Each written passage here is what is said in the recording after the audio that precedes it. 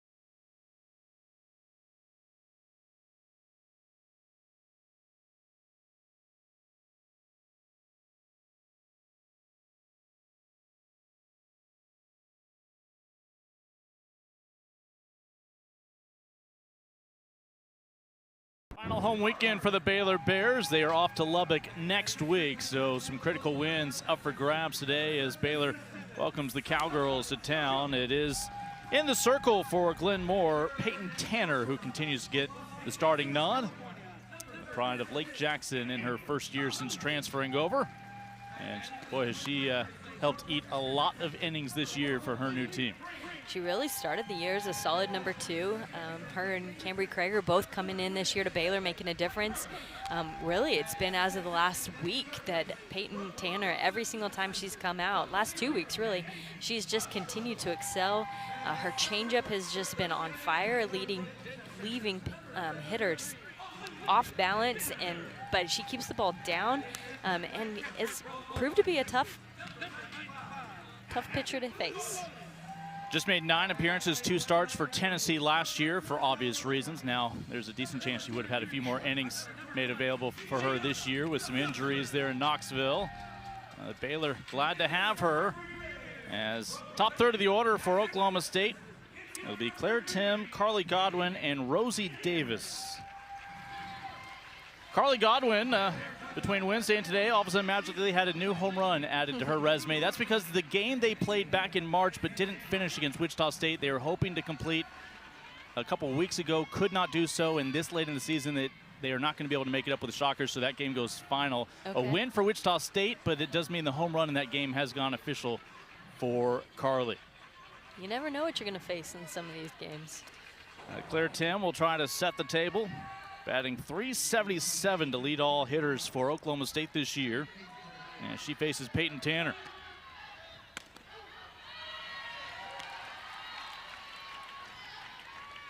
Baylor has not taken a weekend series from Oklahoma State since 2017. Obviously, a lot of good things happened that year in 2017 for Baylor. That was their last trip to Oklahoma City. Seemed like Baylor was scheduled every 3 years to make a trip up to OKC. Then something happened in 2020 that for some reason ruined it all. I don't remember what that was, but just try to think how young these student athletes were in 2020. gosh. This will die down. Charging is Tanner. Can she throw a strike in time? She does, to keep Tim off the base paths.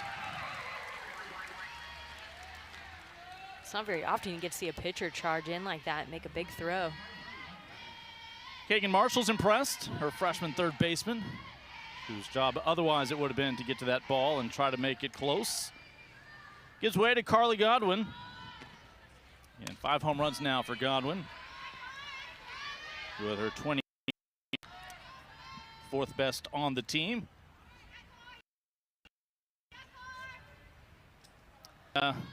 Really a freshman standout a couple years ago, has started every game of her career since arriving on campus in Stillwater.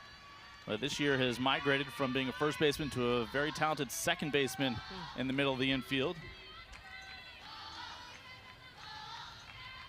You love to have the diversity there and the depth of your lineup. Godwin, pardon me, out of North Carolina.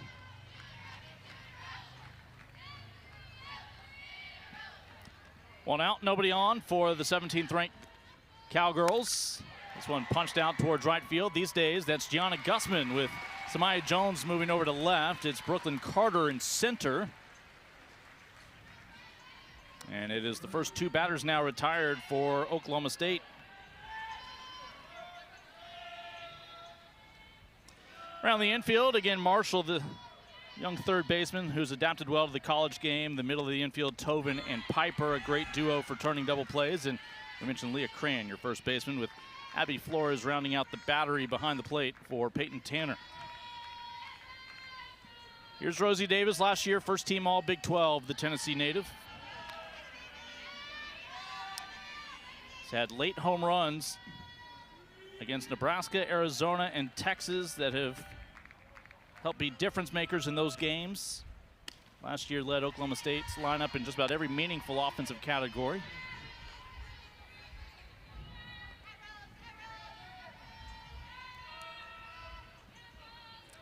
Trying to spark something here with 2 outs. Again, balls do not carry out easily here in Gatterman. That one doesn't have a chance. Gussman squeezes in her second out. That'll do it. Peyton Tanner retires the side. 3 up, 3 down. That'll give Baylor a chance to strike first in the home half of the first inning. Imagine yourself in a new Toyota. Wow. Awesome. Cool. Sweet. Nice. Hey! I like your dress. You look pretty. No, you look pretty. No, you look pretty. No, you. During the Ready, Set, Go sales event, qualified buyers get 2.99% APR financing for 72 months, plus $1,000 subvention cash on a rugged new 2026 Tundra. Offer ends March 31st. Go from dreaming it to driving it today. Toyota. Let's go places. Hey, grab me one too.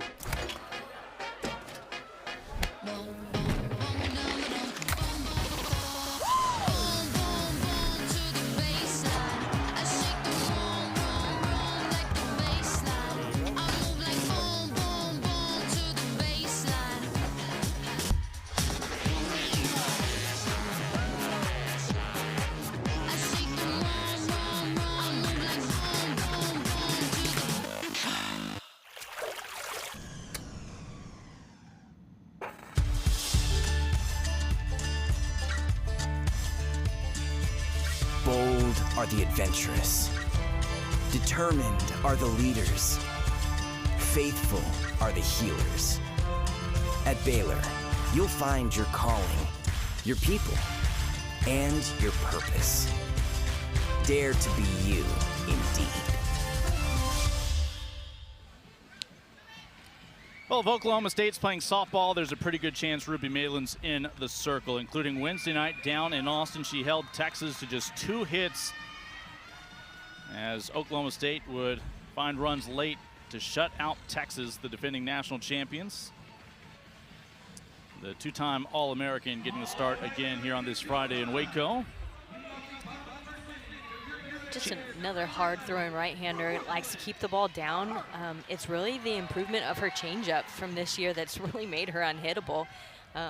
When she's been in the circle, these Oklahoma State hitters have a confidence behind her, and they're really untouchable. She faces her former teammate at Washington, Brooklyn Carter. That is a fair ball when it's scooped up by Lexi McDonald. I don't know what'll happen right there.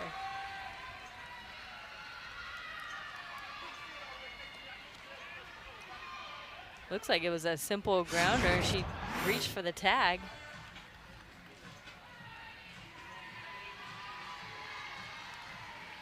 Oh, we got obstruction. No, that's a fair ball. I guess the hair doesn't count. You tag the hair? Tagging the hair would count, and there's a lot of it to tag. The ruling is safe. Again, we all of a sudden have time for story time after a first pitch swing. But yeah, Brooklyn Carter and Ruby Malin were both freshmen on that 2023 team at Washington that made it to the Women's College World Series. Obviously, Carter joins Baylor this year, Malin a couple years back, migrating to Stillwater. Ruling on the field was safe. We will see if anybody saw otherwise, and then have to imagine they will go to the monitor, see if there's an angle that conclusively shows the tag, and yet that would be an out.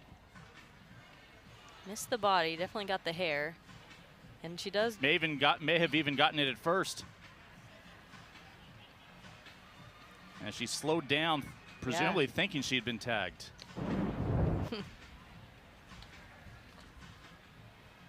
Yeah, you know, in football years ago, when more and more running backs would have dreadlocks hanging out, they eventually decided you could tackle someone by the hair. The hair. This isn't quite as violent.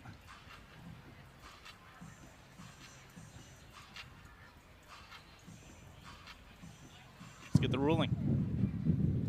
Ruling on the field is that the runner is safe at first base. Oklahoma State is challenging the play at first base. Plays under further review. Okay, so all they were doing was simply getting together and relaying the initial call. So that was not a determination of safe. The original ruling we already knew was safe. Now they are beginning the review.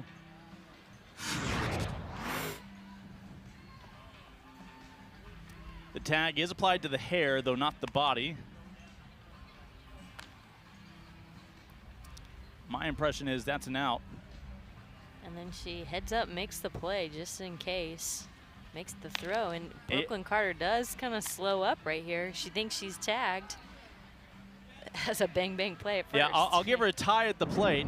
I think they tag her out. We'll let the experts chime in. Again, Brooklyn Carter, very first pitch she saw from Ruby Malin. This is after the Cowgirls went 3 up, 3 down against Peyton Tanner. If Carter can stay on base, she has 21 stolen bases this year. Samaya Jones is on deck, followed by Amber Tovin. Our umpiring crew behind the plate today is Cameron Ellison, joined by Chris Neighbors and Carlos Guzman. Again, Kenny Gajewski, 11th year as head coach for Oklahoma State. His employer before that was Florida, where they won back-to-back national championships before he got his head coaching gig in Stillwater. Of course, Gajewski, Oklahoma graduate, now working for the rival. And the only bad news for Oklahoma State about those wins against Oklahoma and Texas, the teams who have combined for the last 5 national championships, is they don't count as Big 12 wins. No, they don't. They would welcome those, as it is a tight battle in the Big 12 standings. It's definitely a lot of history between those teams as former Big 12 rivals, but. All right, again, the original ruling was safe at first. After review, the call on the field of safe stands. It's Oklahoma State's first challenge. They will keep the call, so perhaps I'm mistaken that the hair is not a part of the body, which is a little surprising.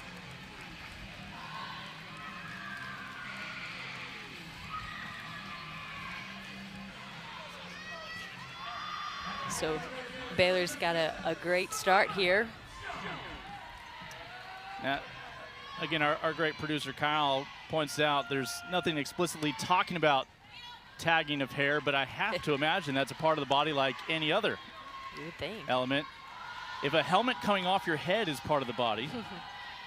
But again, Brooklyn Carter gets to run the base paths. Let's see if Baylor, can capitalize here against Oklahoma State. Samaya Jones. Again, Carter, Jones, and Tobin, the top third of the order. And you see the tear that Faith Piper is on right now, scheduled to bat 5th. And if Baylor can get some base runners. Audrey Schneidmiller is your catcher for Ruby Malin. Rosie Davis at third, Aubrey Jones at short, Carly Godwin and Lexi McDonald on the right side. Your outfielders are Warsop, Austin, and Tim.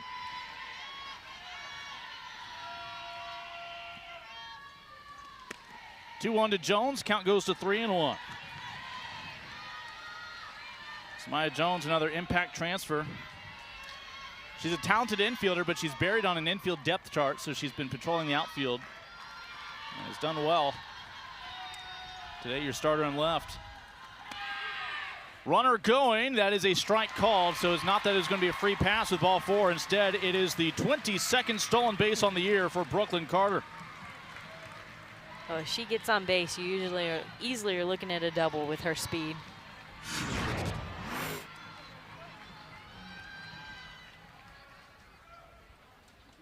You talked about just Maya Jones, too, starting in the outfield, wanting to play, making a difference. She gets an opportunity out in the outfield and really is stuck in there with her bat.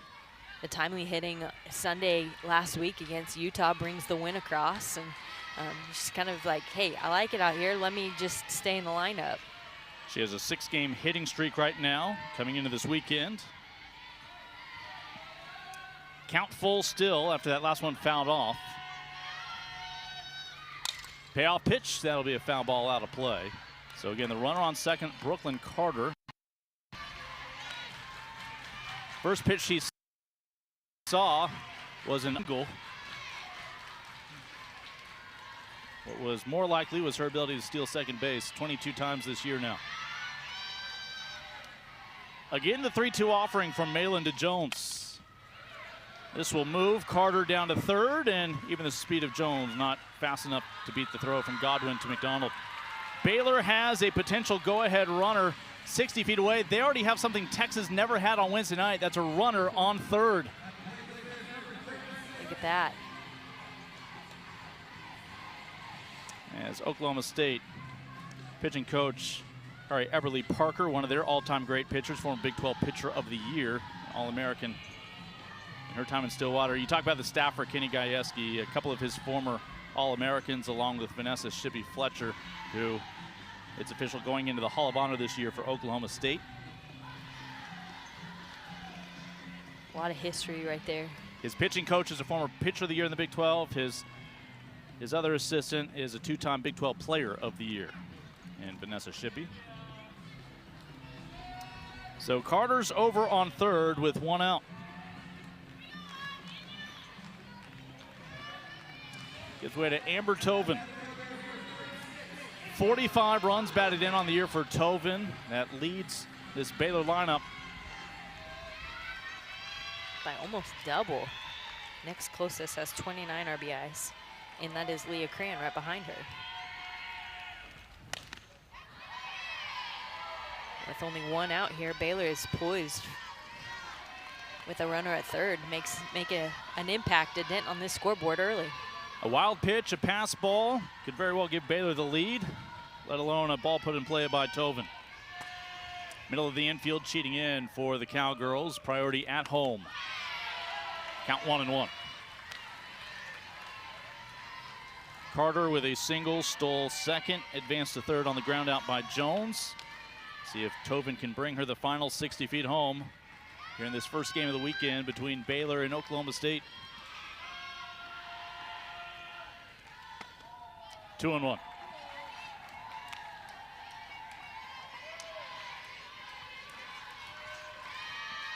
Again, Oklahoma State 4 of their last 5 wins have come against ranked opponents, all that in a 7-day span. Some big softball right there in the last 5 days. This one gets out of play. Obviously, 3 more ranked foes after this weekend for Baylor, so their final 6 games of the season against ranked foes. Oklahoma State this weekend at home and then on the road at Lubbock, which as of last year is a national powerhouse. That's set to be 21 ranked opponents this year for Baylor. Not afraid to schedule those big games and play those tough teams. 2-2. Is it deep enough? You would think so. Carter coming home, throw on the line, but not in time. Baylor strikes first. A sacrifice fly from Amber Tobin. Her 46 RBI brings Brooklyn Carter to the final 60 feet home. Well, and that's what Amber Tobin has done all year. She's just gets in and swings the bat. You mentioned the now 46 RBIs. Brooklyn Carter's speed paired with her timely hitting. She knows she's got to get that ball deep and gets it just enough out there in center field to give Brooklyn Carter some time to score. Little less pressure on your cleanup hitter now, Leah Cran. 2 outs, nobody on. She's already doubled her home run tally from last year when she hit 3 a year ago as a sophomore.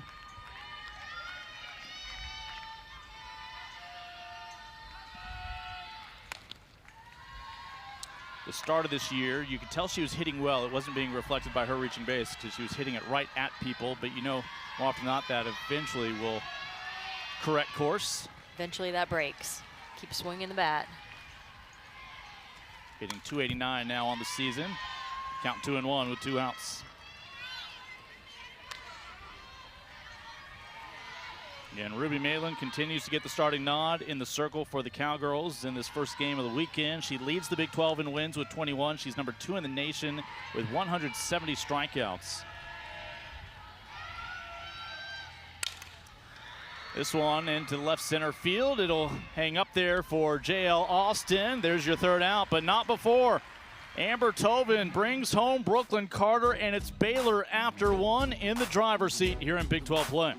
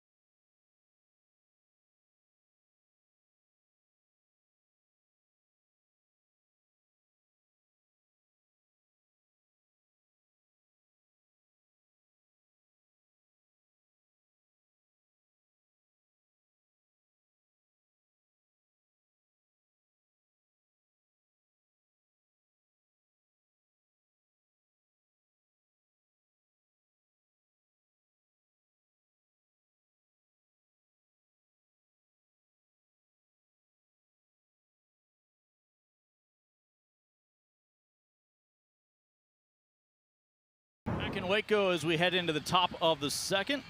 Glenn Moore entering his 2nd quarter century at the helm of this Baylor Bear program. Those 4 Women's College World Series appearances in 07, 11, 14, and most recently back in 2017. Over 1,000 wins overall in his head coaching career. You see looking for number 970 with Baylor. So he's in his 2nd quarter century. Hoot Johnigan's been around for a full 3 decades. I saw Baylor also recognizing our friend John Morris, also 3 full decades here on campus as the voice of the Bears. He'll be joining us here tomorrow. Due to popular demand. There's a reason he's called the voice of the Bears. Lexi McDonald will try to become the first base runner for Oklahoma State. Peyton Tanner entrusted with a lead, albeit just 1 run. As we move on to the top of the second.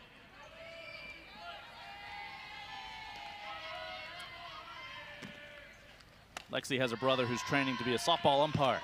Okay. I don't know his name, so I'll just go with Blue. Blue McDonald. I wonder what he thinks about tagging the hair.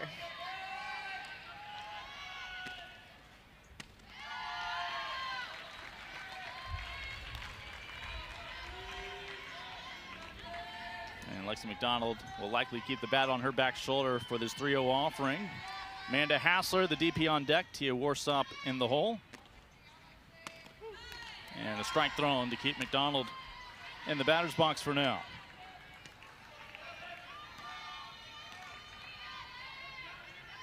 Oklahoma State lost the first 2 weekends, UCF and Arizona State, but have found some really good form here as of late. Currently 11-7 in conference, picked to finish second this year. Of course, Baylor's looking for yet another season outperforming expectations. Baylor was picked 8th out of the 11 teams. Part of that was they really didn't have any pitching returning. They were bringing in 2 relatively untested Division I transfers, including Peyton Tanner. From a 3-0 hole, Peyton Tanner has now worked the count full against McDonald, the cleanup hitter. Peyton got a ground ball out last inning, along with a couple of balls out towards right field for a relatively quick work.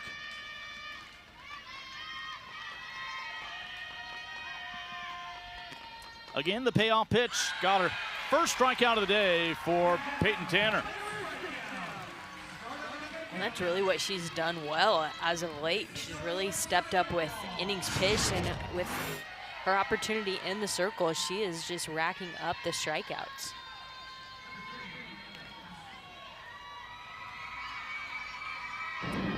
Saw Amanda Hassler in the on-deck circle timing her swing. Let's see if she can become the first base runner for the Cowgirls. Hassler, a senior who came to Oklahoma State from North Carolina State.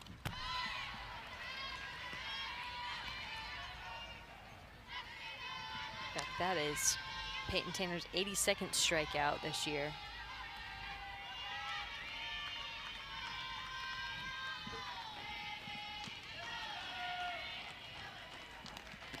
The 1-1 from Tanner, off the mark. And Abby Flores gets the nod behind the plate. Boy, this year, Glenn Moore has rarely had a lineup that he's used earlier this year. We need to teach him about recycling. He has used now, including tonight, 45 different lineups in 48 games. And I'm not just talking about not repeating the prior game. I'm saying you will not see the lineup he's using at any point earlier this season. Yeah. Part of that is a couple of catchers he's been able to rotate, and there's your first base runner for the Cowgirls. Amanda Hassler with the free pass represents the tying run. You talk about a couple catchers, a lot of question marks in the corner outfielders too. But as of late, it's been because of some injuries. Having to revamp that lineup and look for, okay, who's the next best out there. Giving some kids a chance to play, but then really seeing who's going to produce and who gets to stay in the lineup. Hassler is 5 for 7 in stolen bases this year. Warsop at the plate, ahead in the count 1-0. Tia Warsop's your reigning Big 12 Co-Player of the Week, coming off this past weekend and at the time that win over Oklahoma. Last year was second team all-conference. She's been a member of the Great Britain national team since age 17. Moved to the States around age 4, went to high school in Mansfield here in Texas. She started against Texas on Wednesday despite just a couple of hours prior to that rejoining her team from her grandmother's funeral. But did not miss the start.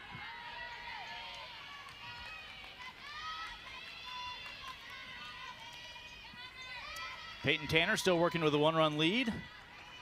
And by next inning is going to have that sun out of her face, but has to contend with it a little bit longer here. Hassler the runner on first after her one-out walk. And they count 2-2. Would have been a strike if we had left it up to a fan vote. That is the home field advantage right there. Although a very good turnout by the Pokes. Quite a bit of orange and black in the crowd. Second strikeout for Peyton Tanner this inning. So a strikeout, a walk, and a strikeout so far. Give you another look.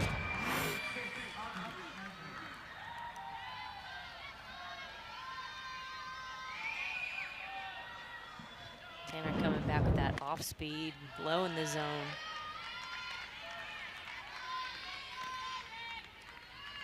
So Audrey Schneidmiller will come to the plate for the first time today, the redshirt senior.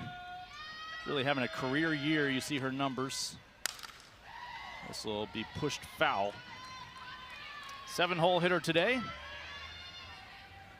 A home run on Sunday that helped win that weekend series in Big 12 play against 16th ranked Arizona.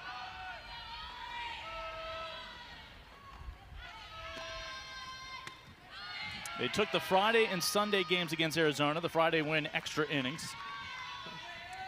They lost Saturday, sandwiched in between, a run rule game as I recall.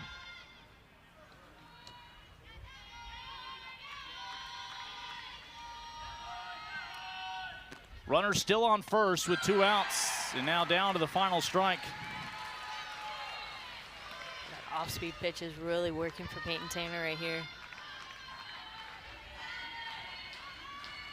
And tying run for the Cowgirls on first, your base runner, Hassler. 2-2 to Schneidmiller, not tempting. Runners going, throws off line, goes into center. And in the end, the Cowgirls had a couple of chances to probably have a runner on second, but probably just happy to still have the remaining out to work with. Both teams could have done a little bit better. It looks like Abby Flores behind the plate for Baylor, really just concentrating on her pitcher right here and not paying attention at all to Hassler at first base. Into foul territory, hangs up there and unable to make the catch. Gussman, despite the great effort.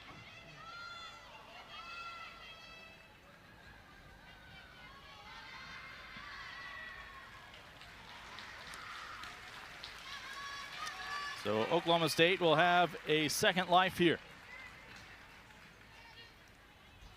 And Gianna Gussman getting the start in right.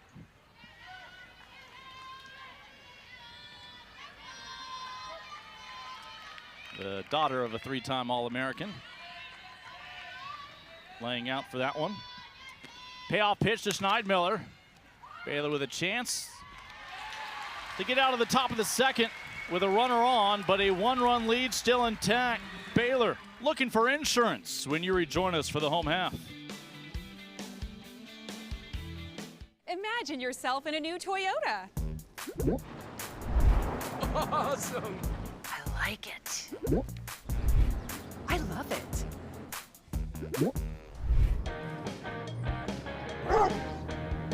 During the Ready, Set, Go sales event, qualified lessees can lease a rugged new 2026 Tacoma SR5 for $299 a month for 36 months. Offer ends March 31st. Go from dreaming it to driving it today. Toyota, let's go places. Hey, grab me one too.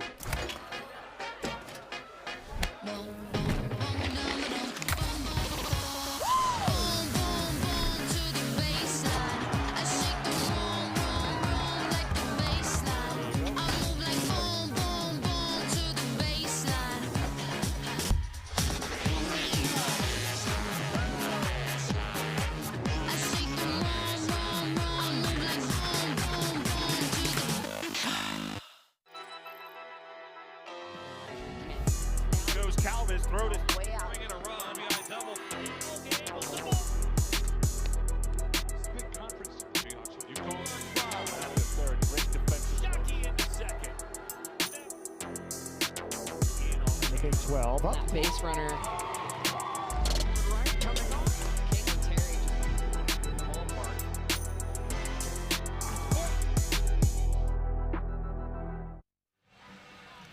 Oklahoma State got their first base runner in the last half inning, but unable to erase the 1-run deficit as Baylor looking for more here in the home half of the second. Kenny Gajewski in his 11th year leading Oklahoma State.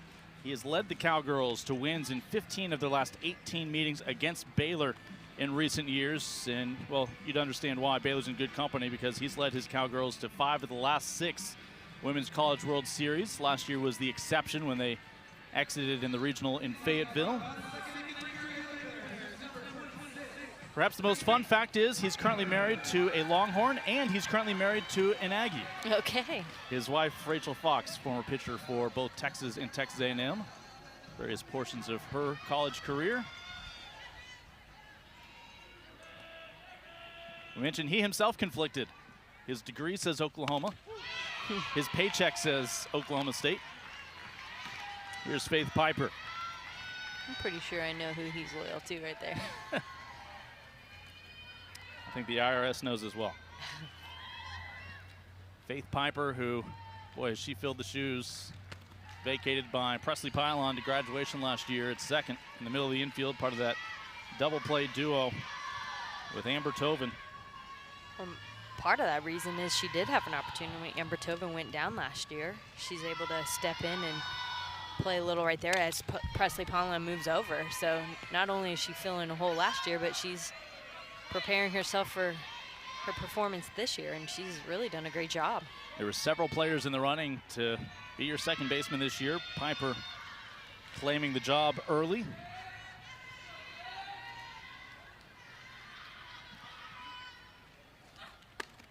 Not chasing that one, 2-2.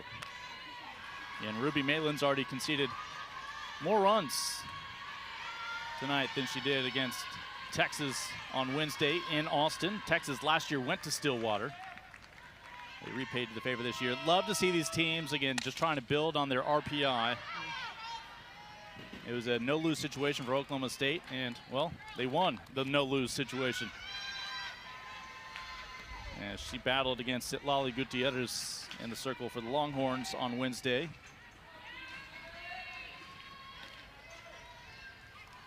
You love to see coaches that know the importance of playing those big games and make sure to prioritize those in the schedule. That was the 7th top 25 win this year for Malin. Back in March, had more wins than anybody else in the nation in Division I. She had a 1.45 ERA for the month. A leadoff walk, though, to Faith Piper, your second base runner today. Both have been the leadoff batters in the first 2 innings. Carter came home to score. We'll see if Piper can as well.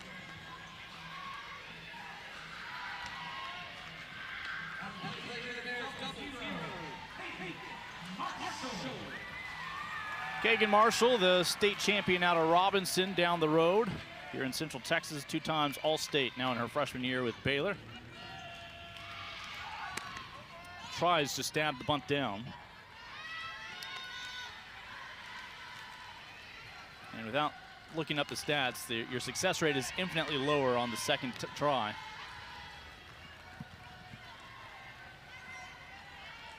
I would be impressed if you could pull that stat out. Lean on our guy Kyle again.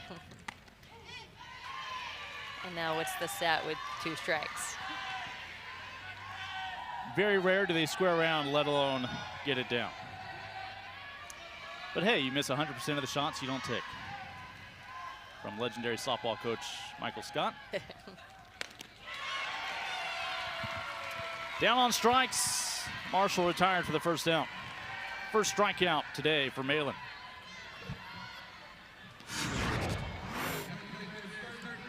Just adding to her 170 on the year. It's not the off speed doing it for her right there. It's that rise ball just up in the zone. You see the jump on that ball. Here's Olivia Bittner, the Denton, Texas product, where she was valedictorian at Ryan High School.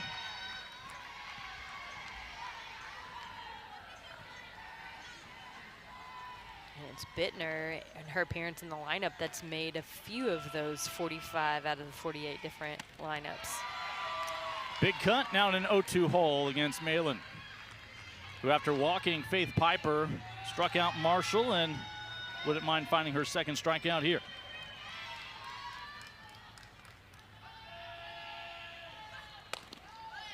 One and 2.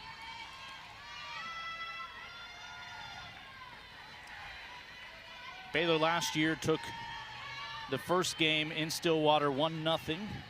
Cowgirls would take Saturday and Sunday, including a 9-inning 2-1 victory on that Sunday.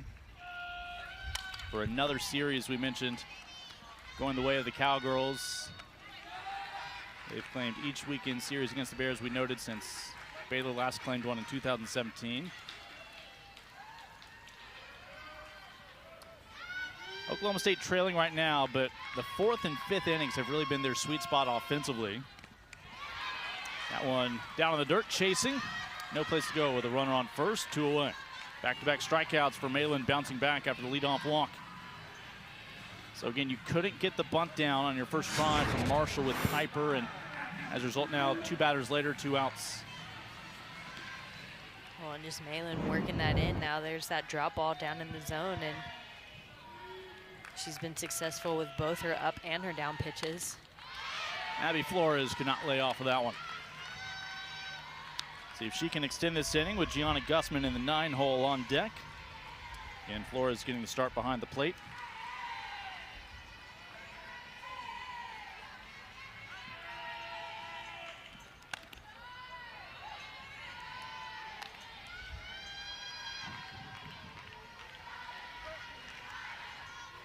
Schneidmiller will call time.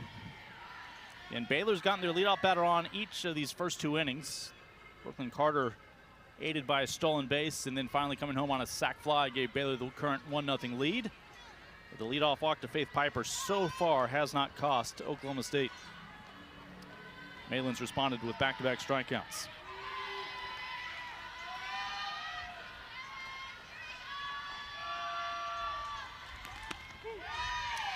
One and 2.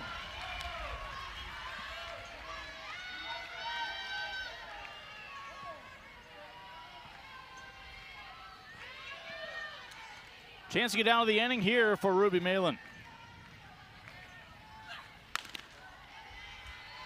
Instead, the count will even up.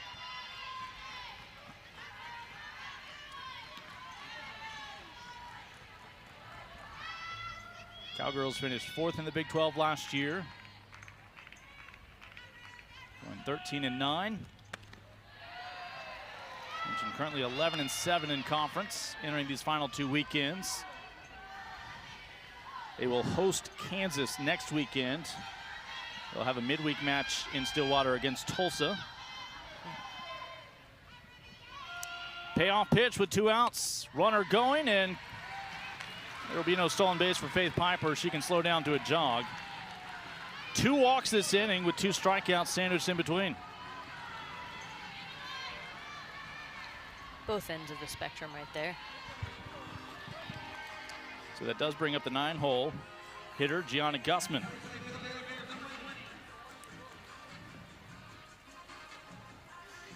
Remember talking to Glenn Moore at the start of the year about the California freshman, Gianna Gussman. Summed her up as an offensive threat that needs to be in the lineup. We mentioned her mom, a 3-time All-American at Louisiana as a Raging Cajun back in the day. And finally getting her chances with a bat in her hand. But right now, a couple of coaches out there on the diamond for Oklahoma State. We mentioned the pitching coach, Kerry Eberly Parker, but also Greg Bergeron, who he's known Kenny Gajewski since they were kids, back in high school, friends. It's a family affair.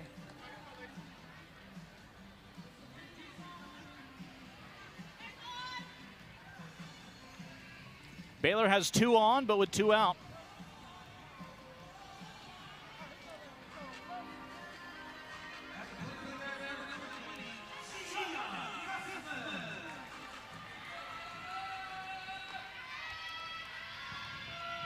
Fifth batter of this inning, Gussman. On deck is Brooklyn Carter.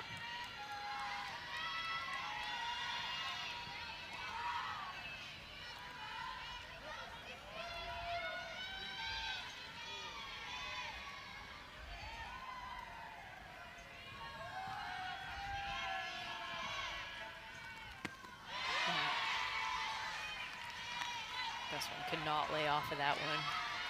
You can tell she really wants to make a difference there in the box. Hitting 250 coming in since starting. She does have a home run there. She knows how important those runs, those base runners are. Malin looking for her 3rd strikeout, just misses inside edge of the plate. Faith Piper on second, Abby Flores on first, both with walks. Just one hit for Baylor. That was Brooklyn Carter. That'll do it. Ruby Malin faces 5 batters, walks 2, but more importantly, strikes out 3, including Gianna Gussman.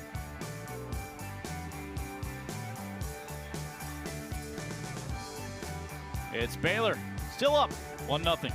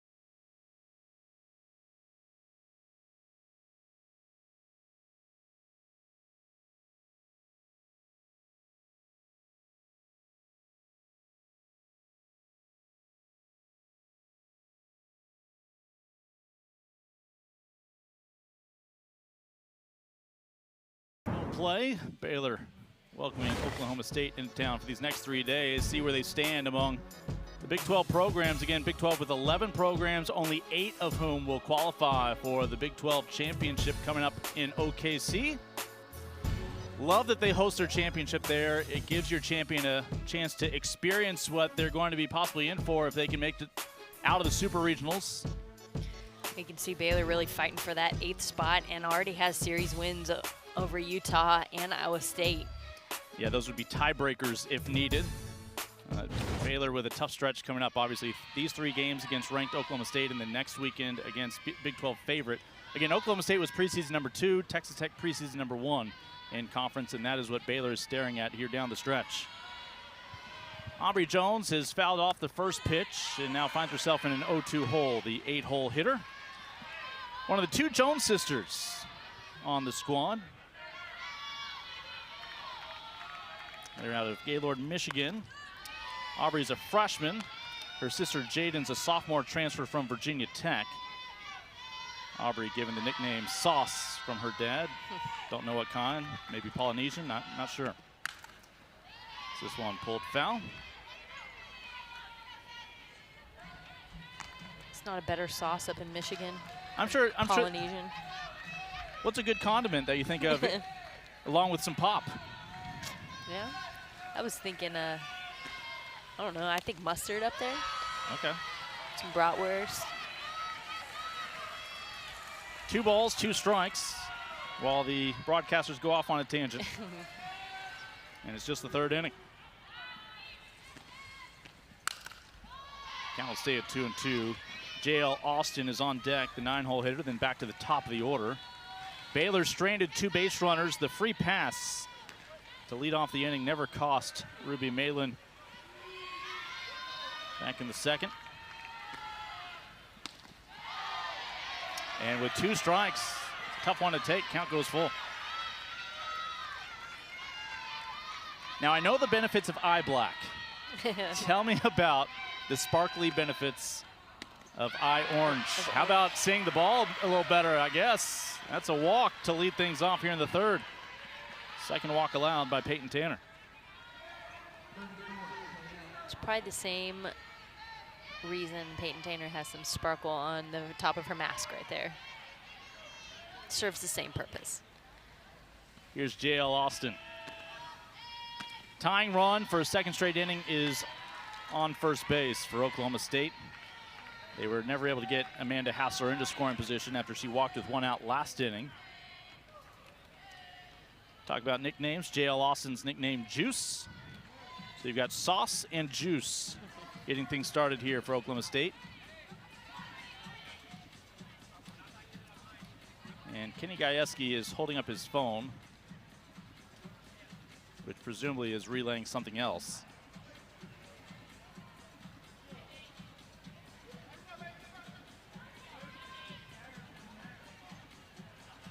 Juice emoji.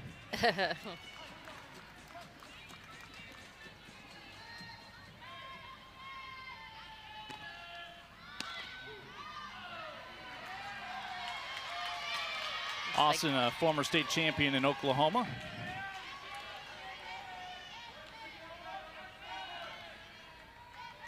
I think he's calling signals over there with his phone. As Aubrey Jones is looking at her watch. That was a nearly perfect bunt that died just in front of the plate. But great execution defensively by Baylor. The sacrifice does move Jones down to second. But how often do we see both offensive players ultimately advance safely? Baylor at least gets the out. It was a beautiful bunt right there too, and it was the freshman Kagan Marshall. Johnny on the spot with that. Back to the top of the order. Now, this is where third base is much more difficult than I think the average person thinks. Not only are you charging on a ball, but you have to be able to communicate whose responsibility it is to cover third with a runner on second. So Marshall right now is juggling that burden. Jones in left, 2 away.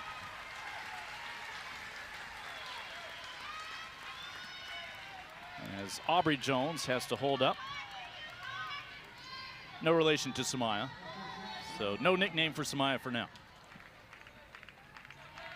We could probably ask her. Former LSU Tiger.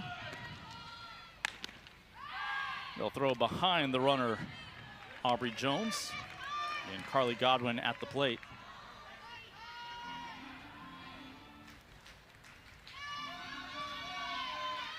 Godwin a couple years ago, a freshman All-American. This one with charge out towards center, feeling for the wall and able to come up short on the warning track. Brooklyn Carter will squeeze it in.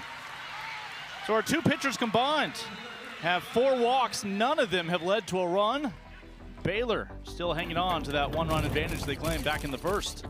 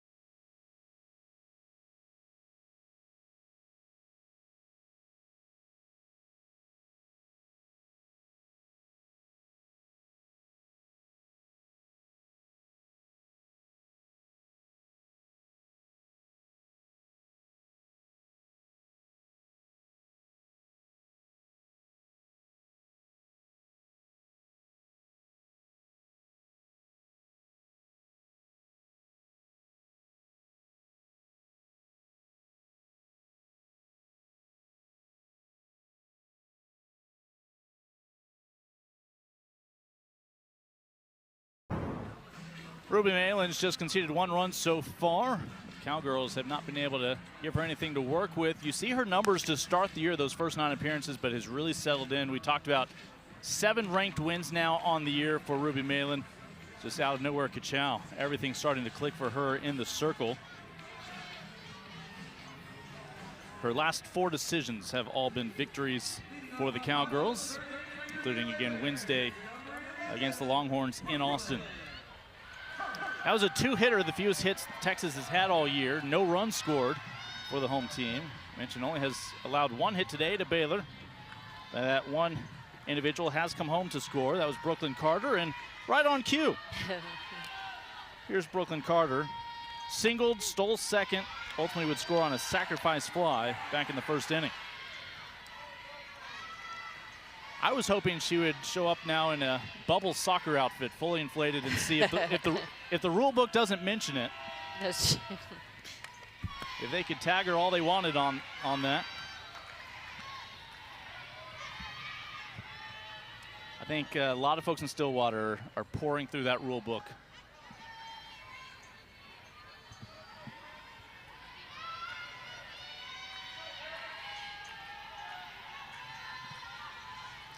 Carter back at the top of the order here. She has the only hit for either team. And how far did that hit go? A couple feet? A little twisty off the end of the bat. Both teams have walked on a couple of occasions. We mentioned those have yet to yield any runs for either squad. Malin with 3 strikeouts last inning. Again, because of all the innings and quality innings she has now worked this year after that slow start. We mentioned number 2 in the nation coming into this weekend in strikeouts. She's up to 173 now.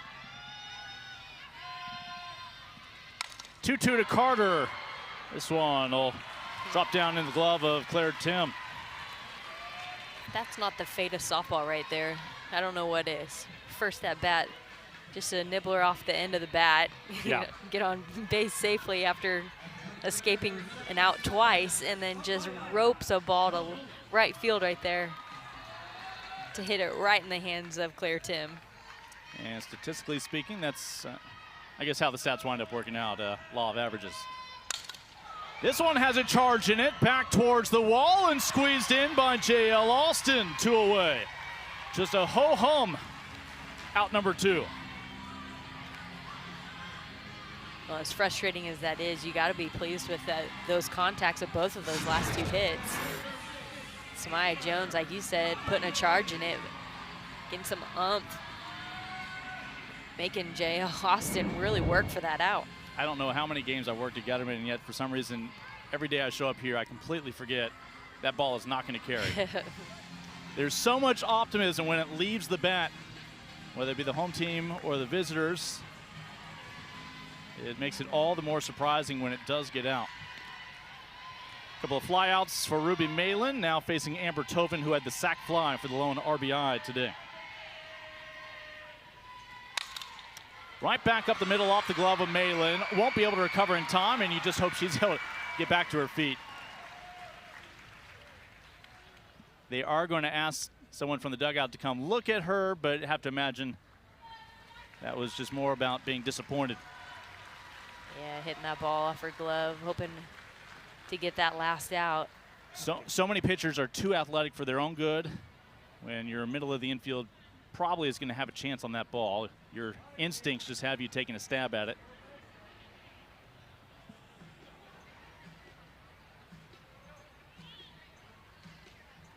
Give you another look.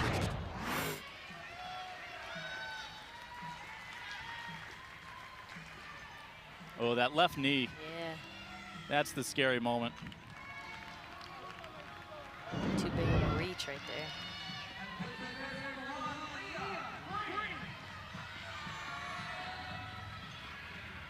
That appears to be okay. Second hit for Baylor, and now here's Leah Cran with 2 outs, and the Cowgirls should get out of the inning, no damage done. So 3 innings in the books. Baylor with 1 run on 2 hits. Cowgirls still looking for their first hit today. Imagine yourself in a new Toyota. Awesome! I like it. I love it.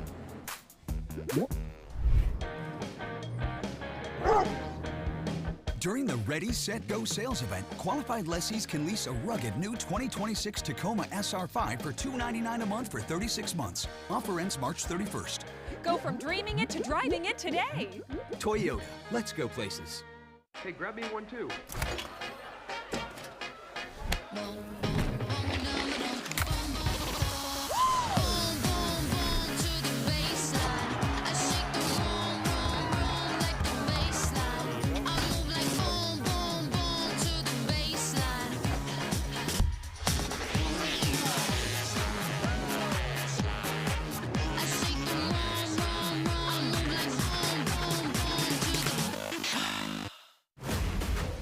our word is our bond. So when we say we're on it, we're on it. Turning big dreams into bigger deeds. Doing the impossible and then doing it again. Because we live by the Cowboy Code. We stand together for what's right and for what's possible. Oklahoma State University. The code calls. Final weekend at home here in Big 12 play for the Baylor Bears. Right now with a 1-1 lead. We have a chance to check in with head coach Glenn Moore. And Glenn, in the Big 12 is not just this weekend and next where it's going to feel like NCAA postseason competition, but really I feel like that's the whole conference these days from start to finish. What have you seen from your women so far today? Oh, yeah. Well, number one, the conference is very strong. There's a lot of parity in this conference, as we've said many times. So you got to be ready to play every weekend. This is an outstanding team. Oklahoma State's on fire right now with some big wins under their belt, and they're coming in here very confident, and we've got to match that. Well, you've got the first run here, but it's Peyton Tanner again in the circle for you. Yeah, she's found herself over the last couple of weeks and going out there and pounding the zone, giving us a chance. So really proud of her. Glenn, always appreciate your time. Thank you. Best of luck this weekend. Thank you. So again, 17th ranked Oklahoma State, preseason pick 2 in the Big 12. The opponent this weekend, next weekend we mentioned off to Lubbock for the Bears, while the Cowgirls will head home to take on the Jayhawks. Do they have some pitching in Lubbock? I think she runs out of eligibility this year, right? I think so. Nigel Kennedy, who we saw last year here in Waco. And everybody saw in Oklahoma City, almost single-handedly take down Texas. She will be drafted this year, so you can see some more of her. Here's Rosie Davis. All right, Oklahoma State has Baylor right where they want them. Oklahoma State in the 4th and 5th innings this year outscoring opponents 78-32. This is when their bats really come alive, and a lot of that you imagine coincides with the meat of the order coming up for a second time. It is the 3, 4, and 5 hitters due up, Davis, McDonald, and Hassler, to see Peyton Tanner for a second occasion.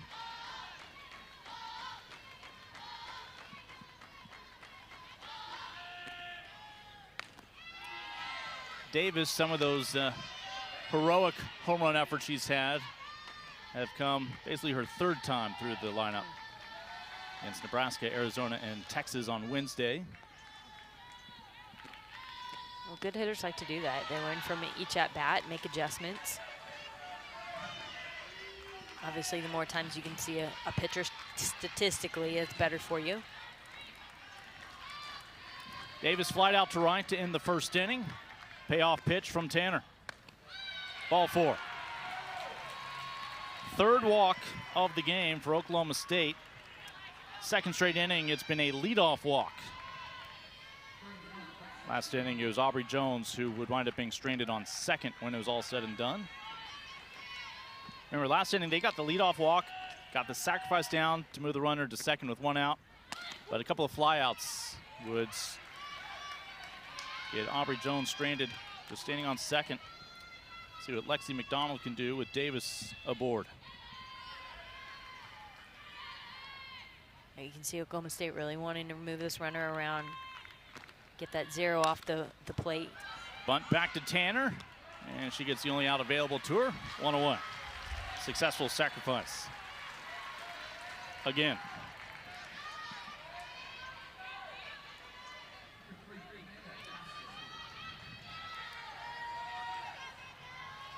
That'll give way to the DP, Amanda Hassler, who walked with 1 out back in the 2nd, the first of now 3 batters Tanner has walked in the last 3 innings.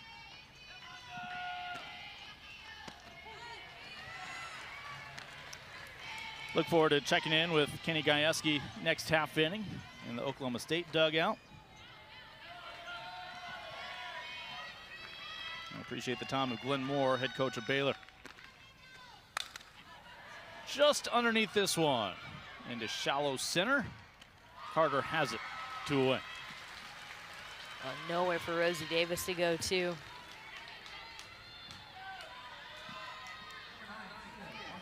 Rosie Davis probably could have caught that ball. Tia Warsop will try to extend this inning. Runner on second with 2 outs. 0 for 1 with a strikeout today. The most recent of the 2 strikeout victims for Peyton Tanner. I mentioned Warsop, your Big 12 co-player of the week, coming off the 3 ranked wins this past week.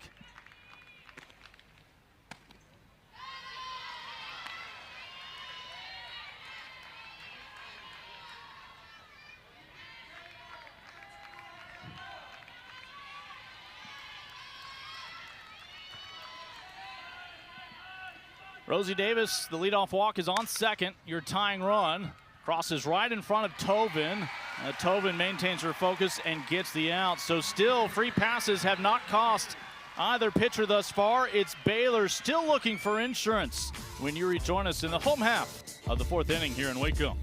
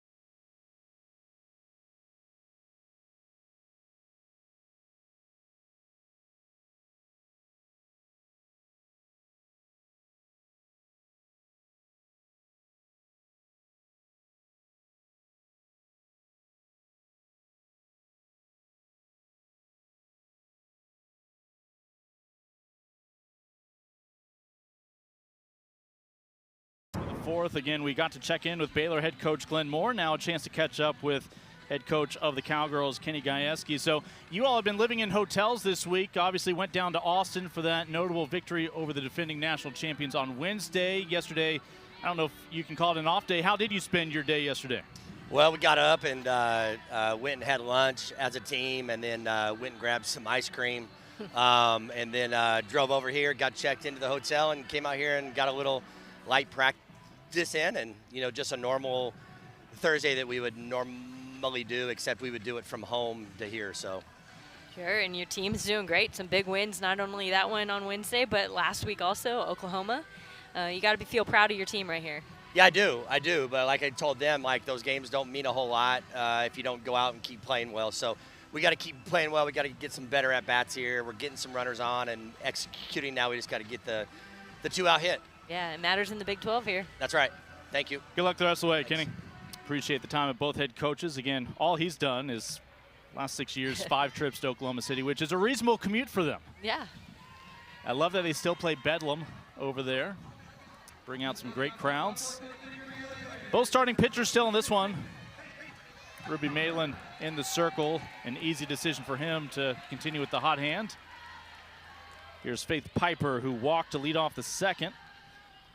That was the inning when Malin bounced back and struck out 3. Her 3 strikeouts today.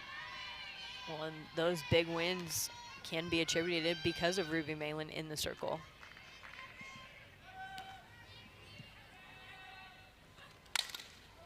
This will go foul and out of play.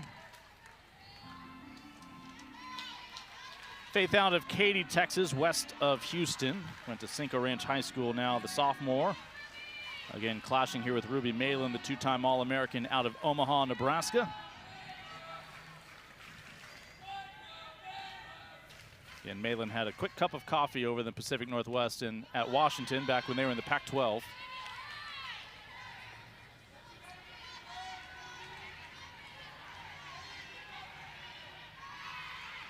Yeah, 2 seasons at Washington, and now our last 2 seasons here in Stillwater.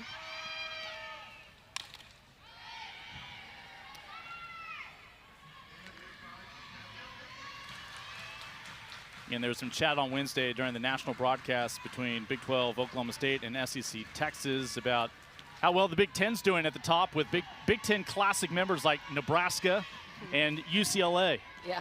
Again, a different world we live in. The 1-2 to Piper, not chasing, as the count will even up.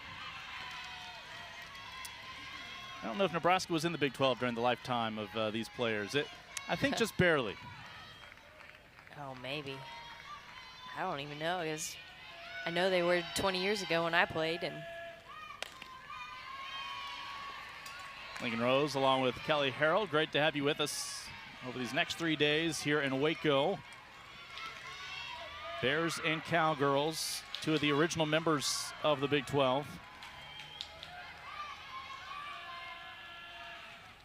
Some folks in Stillwater screaming, but they were the real originals back in the Big 8.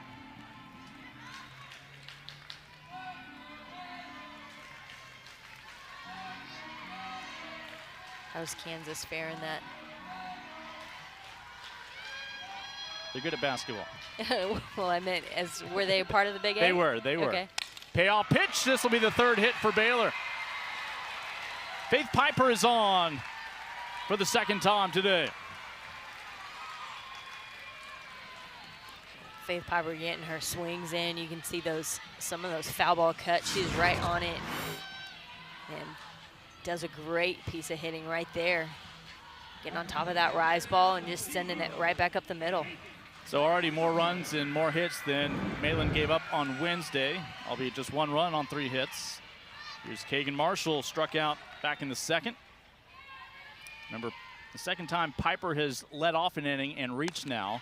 Problem is, only moved to second base back in the second, thanks to another walk from Abby Flores.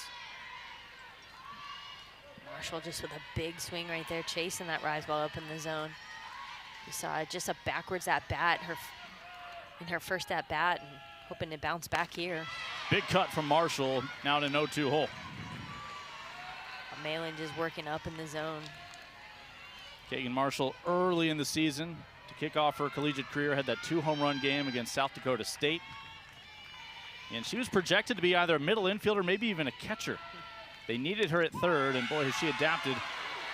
But she is down on 3 pitches to Malin. 4th strikeout for Malin. She is double dipped against the freshman today. She's just gone right after her. You can see just the lack of discipline in the first 2 pitches, and that off-speed pitch coming right in across the knees. Yeah, Schneidmiller didn't need to do much framing on that one. Here's Olivia Bittner, also 0 for 1 with a strikeout. So Marshall, unlike her last plate appearance, did not show bunt, trying to move Piper. No signs of small ball here from Bittner. I think if you're Coach Moore, you kind of wonder, okay, did that throw her off her game, and now she's behind in the count. She didn't get the bunt down, and so kind of give her free rein to swing away. And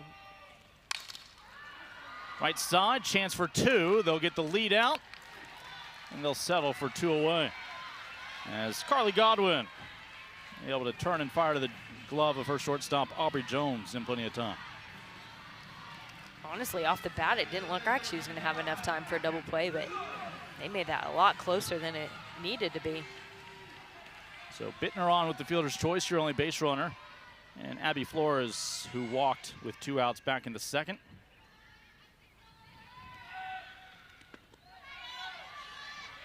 A nice job by Schneidmiller behind the plate. Keep that pitch in front of her.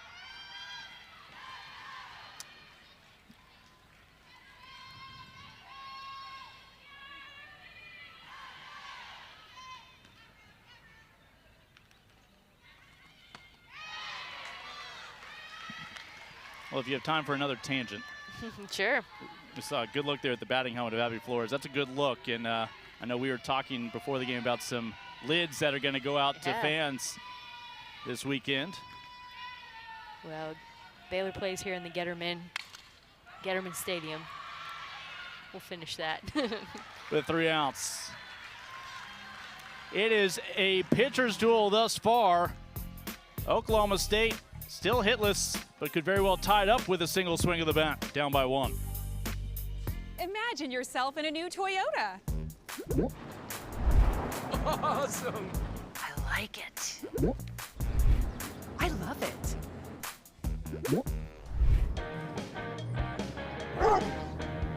During the Ready, Set, Go sales event, qualified lessees can lease a rugged new 2026 Tacoma SR5 for $299 a month for 36 months. Offer ends March 31st. Go from dreaming it to driving it today. Toyota, let's go places. Hey, grab me one too.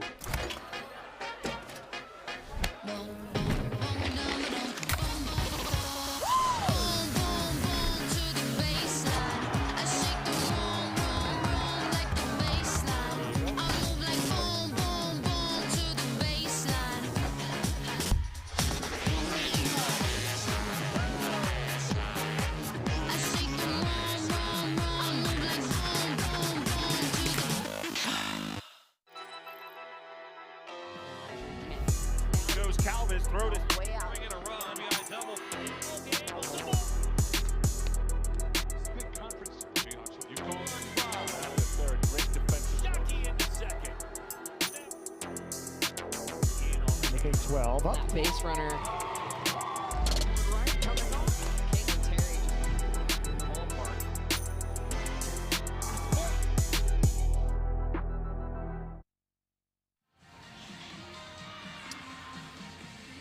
Last chance for the fans in Waco and surrounding areas to come out and see the Bears this weekend. If you want to see them next weekend, everybody pile in the van. Headed off to Lubbock. Honestly, I think Stillwater is just as close as Lubbock is from Waco. I think there are 7 state capitals closer to Austin than a lot of cities in the Panhandle.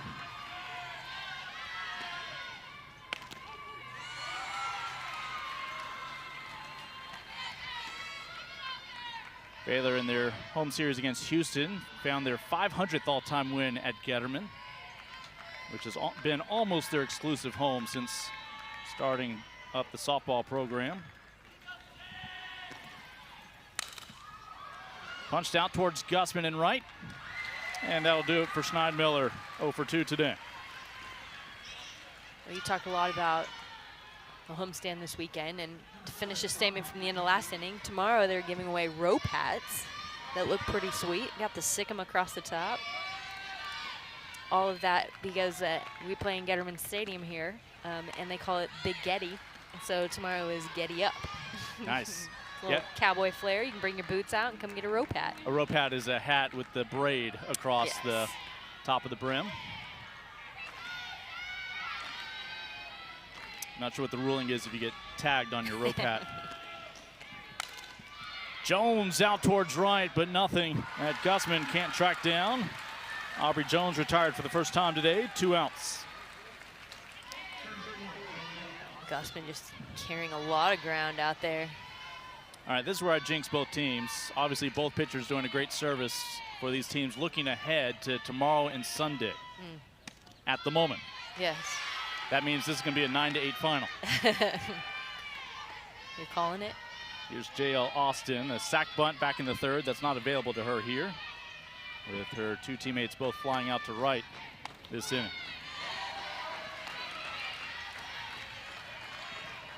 Both teams have a few arms behind these starting pitchers here. Definitely need to rely on them as the weekend comes around. Lays off that one. They appeal down, did not swing. JL's mom played her college softball at Northeastern State. JL is currently your leader in walks for Oklahoma State, and she's 2 shy of the freshman record.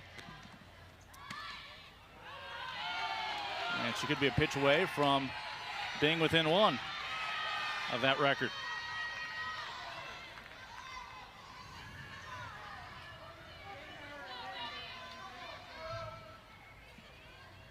I'm hoping our home plate umpire has a propensity to build some earwax up to filter out some of the feedback. Again, it's funny, in a tight ball game is when everybody becomes strike zone experts. Yep. It's been a one-run affair. Baylor scored their one run in the bottom of the first. We mentioned this is the time of game when Oklahoma State bats really start to heat up compared to their opposition. And this shot will get through. It's the first base hit of the ball game for Oklahoma State, and it comes from the 9-hole hitter, J.L. Austin. Mentioned they are outscoring opponents in innings 4 and 5, 78-32. Can they find a tying run here? J.L. goes down to get that ball and hits it hard. See, obviously the pitch before that, Peyton Tanner struggling to find the zone a little bit and feel comfortable on what it is. Runner going, throw is high. It's a stolen base for Austin, who's trying to manufacture a run almost by herself with 2 outs.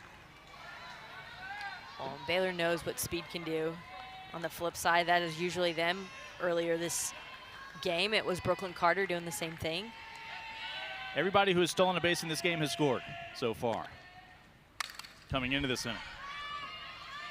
Claire Tim, top of the lineup, 0 for 1 today. Ground out to the pitcher and a fly out to left. Can she come through with 2 outs? Moments ago, the first hit given up by Peyton Tanner. A 2-out hit to J.L. Austin.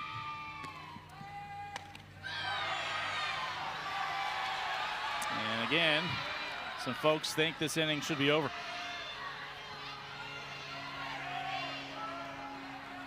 Claire Tim will live to see another pitch with a 1-2 count.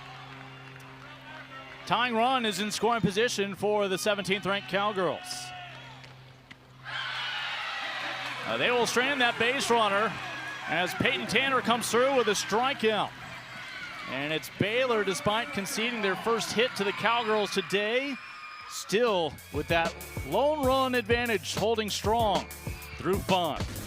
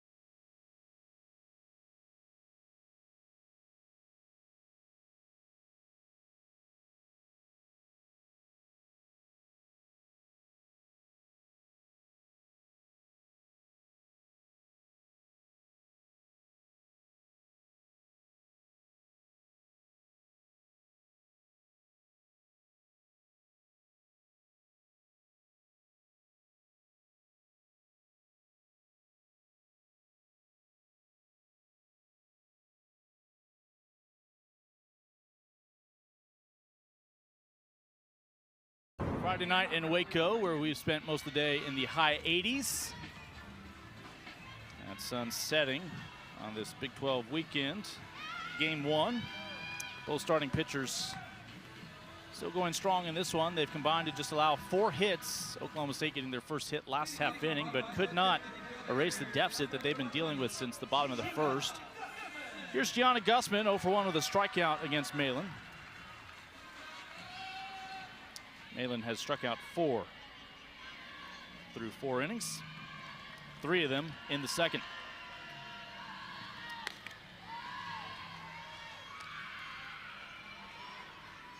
Gussman's last time up had 2 teammates who had walked in that second inning, as Baylor would strand them both. Baylor has left 4 on today.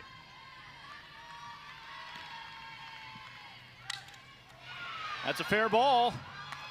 That's well played by Schneidmiller.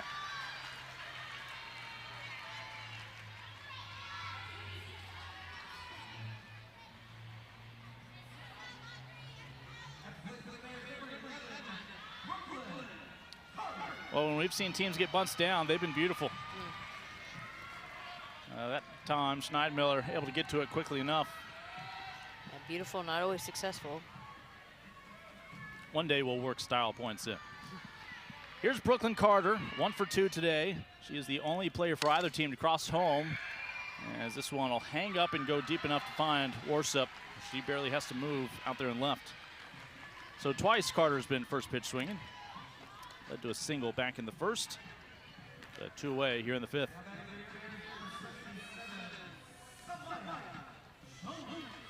Let's see if Samaya Jones can get something going with 2 outs here in the 5th. Ground out and a fly out to center today.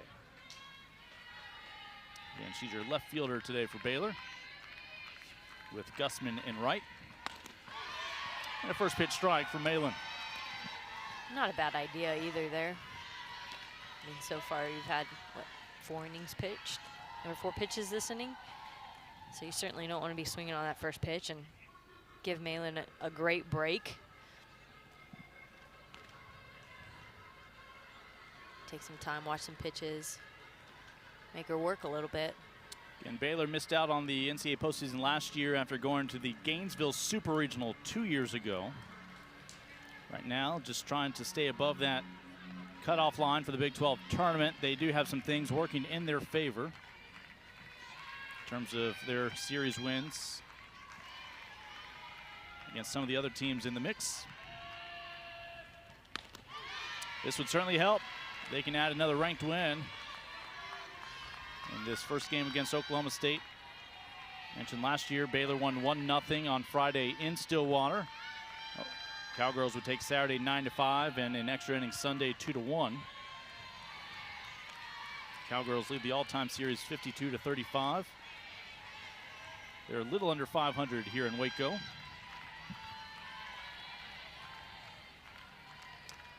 A ground out and fly out so far.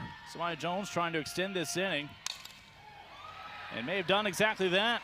That'll get down for the 4th hit for the Bears. A 2-out hit from Samaya Jones.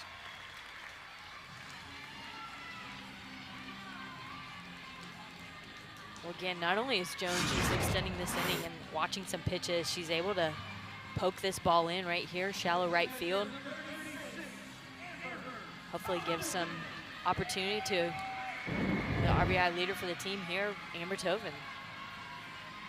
Tovin with the only RBI of the game with a sac fly back in the first. She's had 2 productive plate appearances, the sac fly and then a single in the third. 1 for 1 today with an RBI. Can she keep a little 2-out rally going?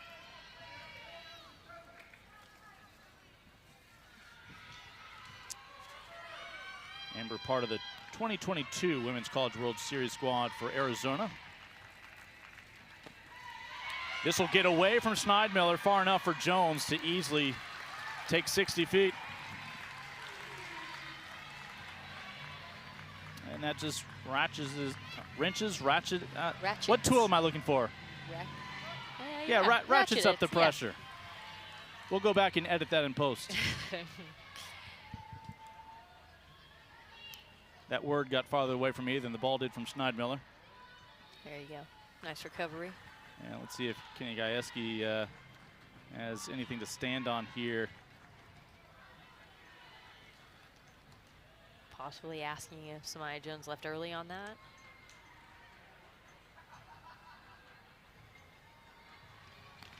I'm not sure what else. It would be reviewable. Even before we had reviews, umpires always had the chance to come together, see if anybody saw something different. We're only speculating what they might be thinking about here. And again, that wasn't a straight up stolen base from Jones. It wasn't until the ball got away from Schneidmiller that presumably she would have been heading down to second. Can't imagine she would have been leaving the base prematurely if she wasn't actually going.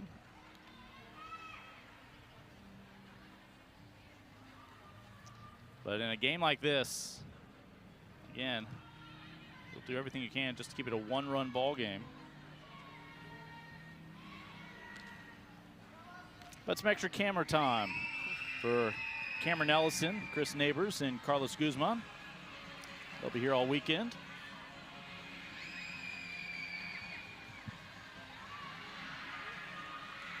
Glenn Moore is going to be looped in.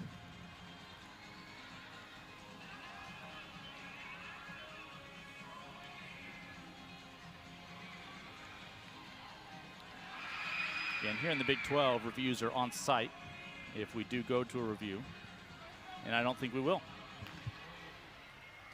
Wish we had a little bit more to offer. Fortunately, we don't. I think that's a popular sentiment. We aren't privy to some of those conversations. Everybody checking the backs of their ticket stub to see if that entitles them to knowing what's going on. All right, so Amber Tovin at the plate after Jones just took second. Tovin will send this one through, and they no doubt will test the arm of Tim. It's Baylor with insurance. Samaya Jones able to make it 2-0. Well, and it's that right there where Samaya Jones being on second base is so imperative. There were 2 outs, nobody on. Samaya Jones got the single, and Amber Tovin, after a lengthy conversation among our umpires, has both runs batted in today off her bent. Well, Tovin, like you said, that RBI right there, but she goes down to get this ball, does a great job of hitting behind the runner, knowing that ball needed to go to right field. Great situational hitting. But, man, it's the timely execution right there. Another RBI added to her stat line. Gives way to Leah Cran. If she could come through with a trademark extra base hit to extend this 2-out rally, it could very well be 3-0. We did talk about it earlier today. A couple of flyouts today. Each time she was the 3rd out of the 1st and the 3rd inning. She'd like to avoid the hat trick. We talk about Baylor making every out count. 2 hits with 2 outs ultimately produces a run.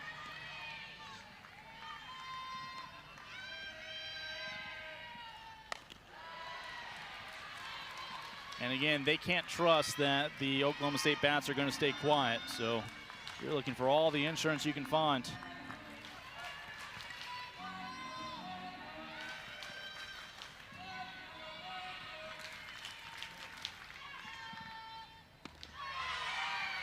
Down to second, and ultimately officially caught stealing on what would have been likely a hit and run. But Baylor able to double their lead, finds their first run since the 1st inning. It's 2-0 for the green and gold.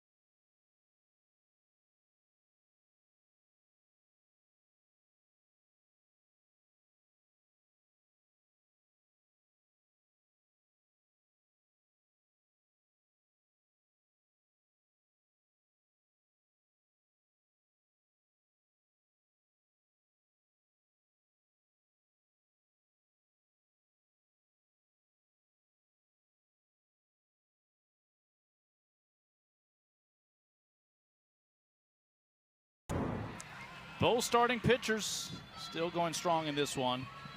Tanner's allowed just the 1 hit last inning. Malin, a couple of runs now have come home after her brilliant performance back on Wednesday. Has pitched well, but still waiting for those bats to come alive for the Cowgirls. She hopes that happens here and now. Cowgirls down to 6 outs here in the first game of the weekend. Carly Godwin to lead things off, and it's Rosie Davis who is appointment viewing at this point in the ball game, especially if she has a teammate on and she represents the tying run at the plate. And that's up to Godwin to reach for the first time today.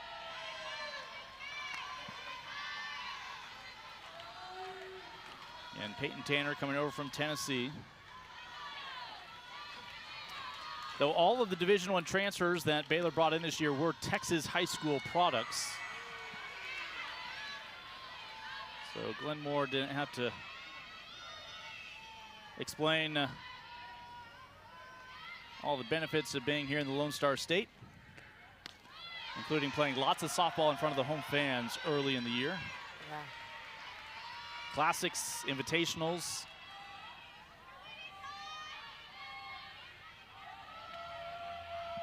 The 3-1 to Godwin. Count goes full.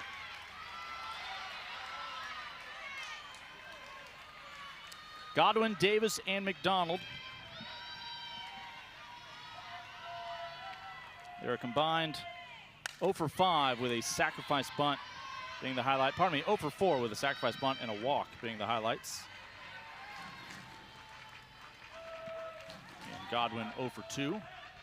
Still working with a 3-2 count to her name here in the 6th inning. Cowgirls have stranded a base runner each of the last 4 innings after they went 3 up, 3 down in the very first frame. Shortly after, Baylor would claim a 1-run lead, and finally this last half inning find some insurance.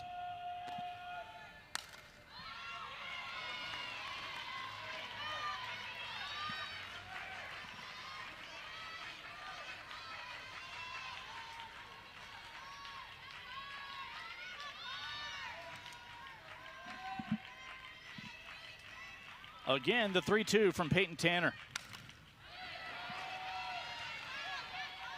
As Godwin keeps firing them into the netting down the first base line. Just creating a battle right here between her and Tanner. Both relentless here. Tanner working with a 3-2 count here.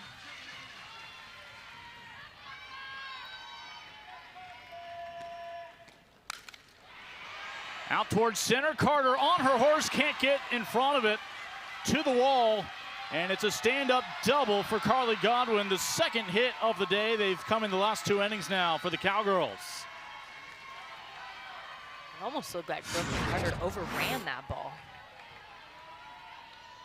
A change up there by Godwin. She just really reaches out to get that ball.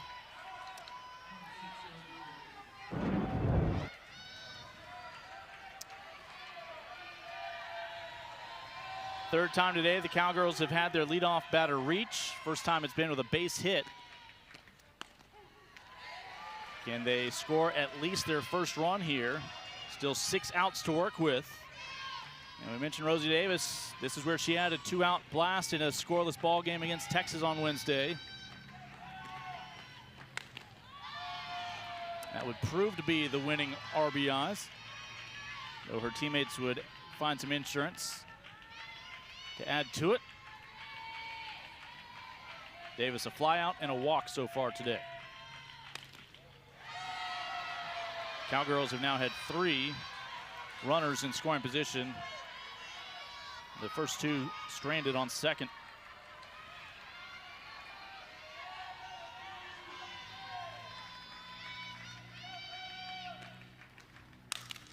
Davis shoots one to the right side. Piper off a hop. They'll get the out. Godwin down to third.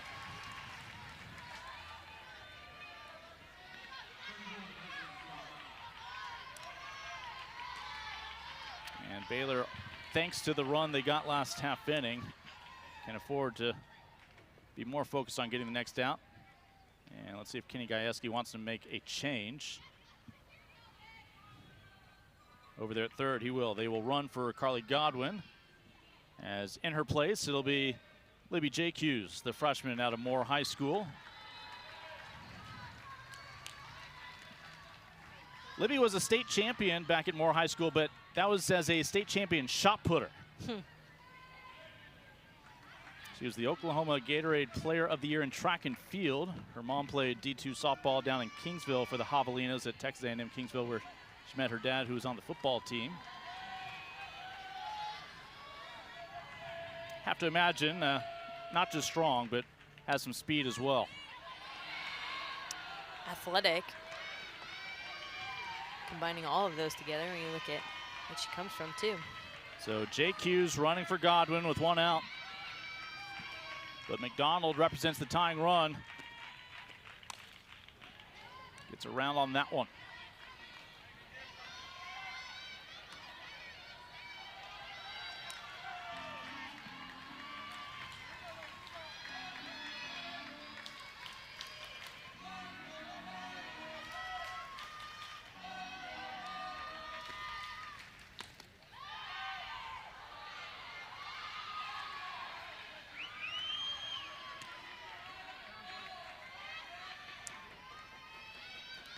I would love it if JQ's to build up speed when leaving third, spins in a circle real quickly before coming home, but don't know if that's the most efficient route.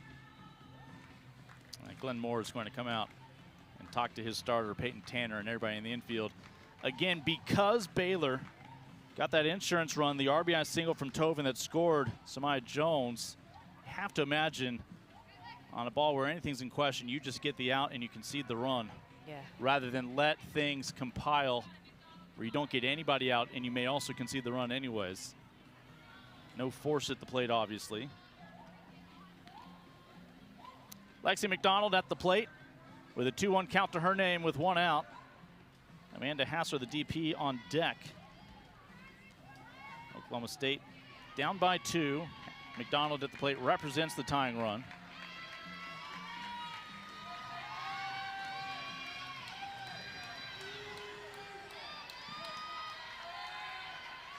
And she faces Peyton Tanner for a 3rd time today. 3-1.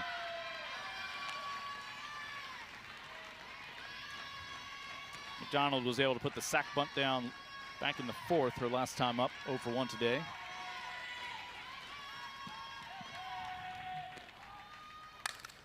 This will be foul, out of play.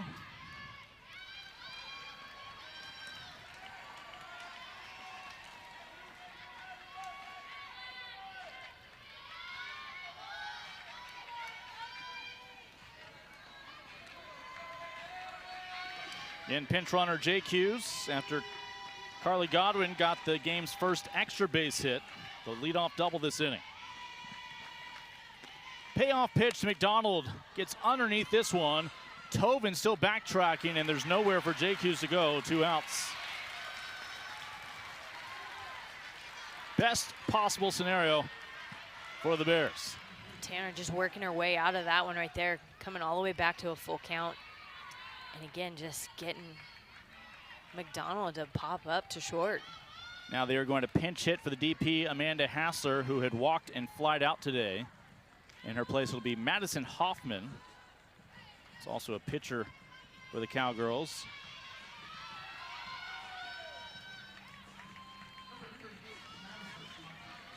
Hoffman, the redshirt freshman, added a home run for insurance against Texas in the 7th inning on Wednesday. Let's see if she's still swinging a hot bat coming off the bench.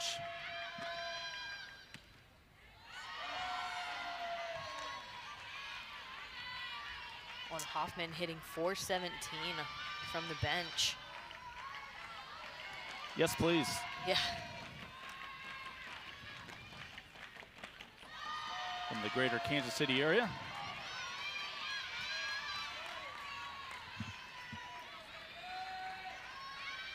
So many Big 12 athletes, a variety of sports from Lee's Summit.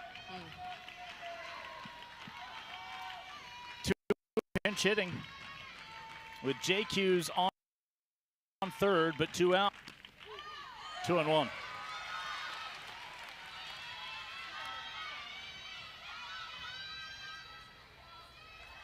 Baylor did their damage last inning with 2 outs. Oklahoma State got the leadoff double from Carly Godwin. 2 outs later, still have yet to pull a run back.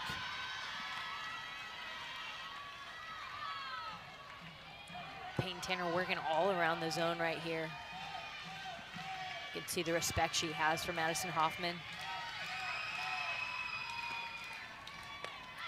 Ball 4. A pinch hit walk by Hoffman. The second time a DP has walked today for the Cowgirls.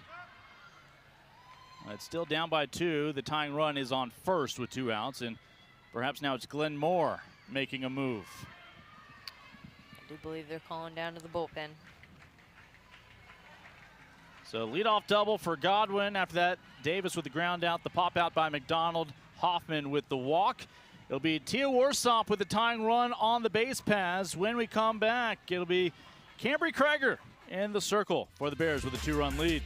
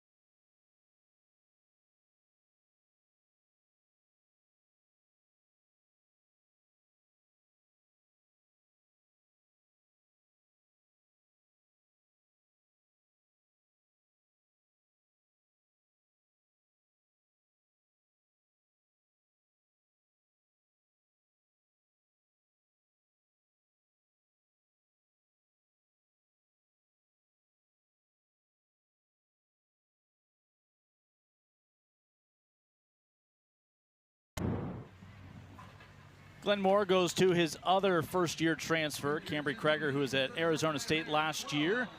And I believe she has just now concluded her first game start against Houston, where she threw 250 pitches, a Baylor record, a few weeks ago.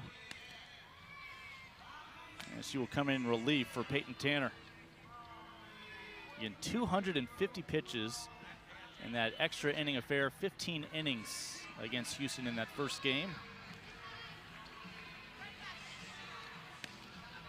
You talk about a lot of times a batter faces, the more they face that and the at-bats they see, the more productive they're going to be. But you and I just spoke about it. Like Cambry Krager, I think, pitched, 4 shutout innings multiple times throughout those 15 innings. Yeah, basically the first 4 innings were a no-hitter, and then up until the home run that she conceded in the 15th, had another about 4-inning stretch of no-hit softball. But she comes in at the moment a 2-run lead, but 2 base runners on. JQ's the pinch runner on third. More importantly, Hoffman, who was the pinch hitter, on first.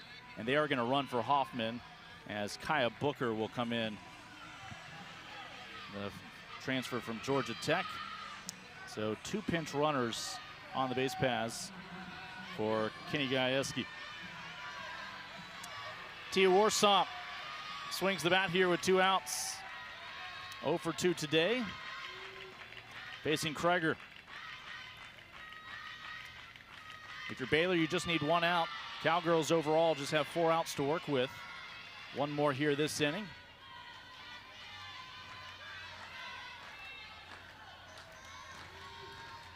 Maybe if they scream uno, they can get another one. Is that how it works? Is that in the rule book now? You're my analyst. You live this sport. I don't ever remember that one. We're going to be talking about hair for a while.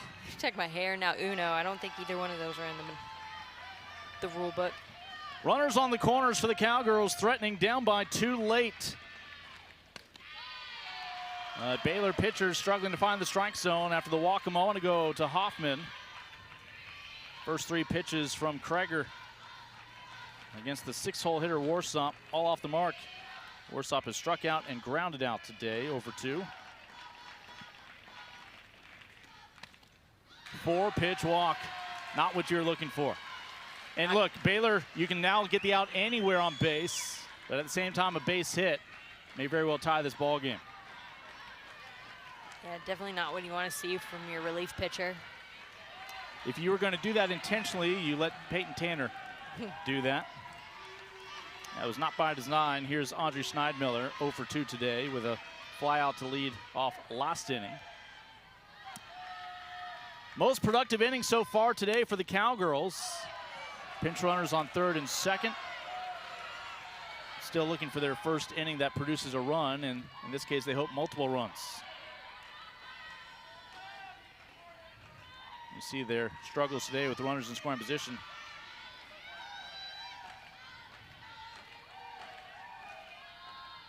Audrey Schneidmiller could change that all right here with 2 outs.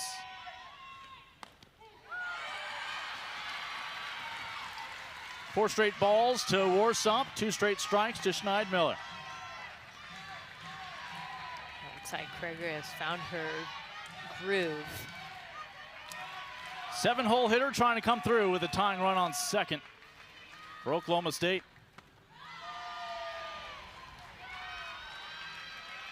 JQ's on third, Booker on second, Warsop on first. A double followed by 2 walks.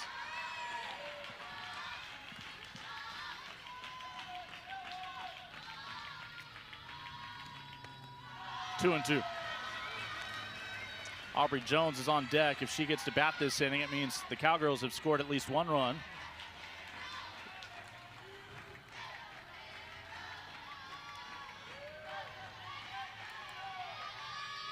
The 2-2 from Kroeger. Right side, Bears just need 1, they'll get it. Cowgirls strand, the bases loaded, and are down to their final 3 outs. How many runs will they need in the 7th? That's up to Baylor. When you rejoin us, the Bears grabbing their bats, they hope for the final time on this Friday night.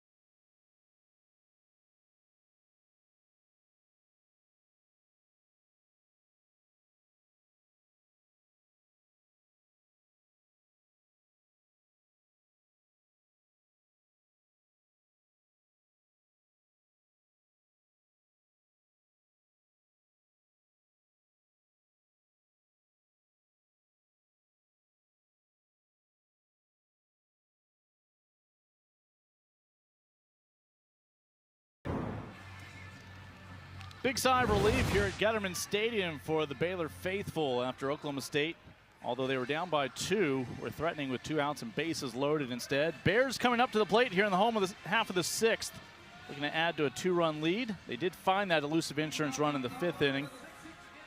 They would like to avoid having to report for duty in the bottom of the 7th. Love seeing some of the youth players coming out, perhaps visualizing their future, whether it be as a Bear or a Cowgirl or an umpire. Or an umpire. All right, remember, Leah Cran was at home plate when Amber Tobin ultimately was out at second on presumably a hit and run, but Cran could not get her bat on it, so wipe the count clean on Cran. Now in an 0-1 hold to Malin. Cran is 0 for 2 today, a couple of flyouts.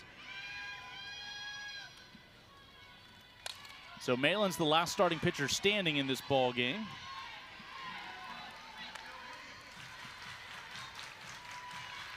Kroeger came in a save situation. Presumably we'll see her next inning.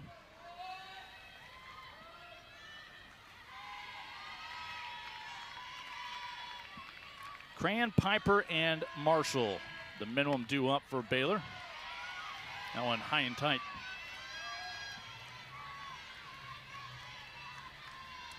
Leah out of Corpus Christi, went to Ray High School and had that ACL tear back in 2024.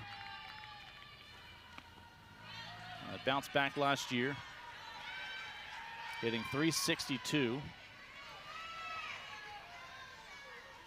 Really, most of her appearances coming at third base, too. Making the move over to first base this year. 2 balls, 2 strikes. They're going to say that's a fair ball. Cowgirls won't argue that. That is the home plate umpire's call. Let's take a look. That is close. Obviously, Baylor hopes they have reason to call it foul. She really fields that ball behind third base, but does it cross over, or is she in fair territory at all when she makes contact with it? And it's really not worth reviewing because you're not going to see a camera shot right down that line. But they have determined it was a foul ball, so Leah Cran at the plate. So the umpires come together. One pitch later, back towards the wall. Worsup shy of the warning track. There's the first down. Same result, but I think Baylor feels a little bit better about that. Well, I think Leah Cran feels a little better about the contact made there. I'm surprised these Baylor players in the middle of the night don't come out here and start inching that wall a little bit closer. Here's Faith Piper. A walk when she led off in the second, a single in the fourth. 1 for 1 today. Right side, Godwin over to McDonald, 2 away, and the Cowgirls are 1 out removed from getting back to the plate, down by 2 runs. After they left the bases loaded in the top half of this inning. Standing in their way, Kagan Marshall, whom Malin has struck out twice today. And I say that, it will not be Kagan Marshall. It'll be somebody with a few more course credits on her academic resume, Casey West. And a few more degrees. Yeah.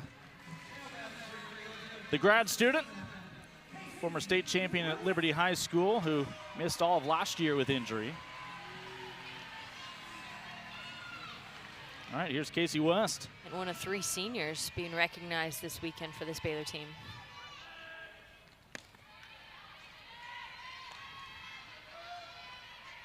You would think the graduate student, you would hope you'd be a senior at this point. I think she is a 5th-year senior.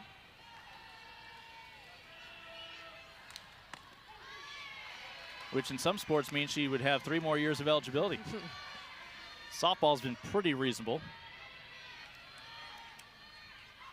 And Casey West, the pinch hitter, after Marshall had struck out twice against Malin.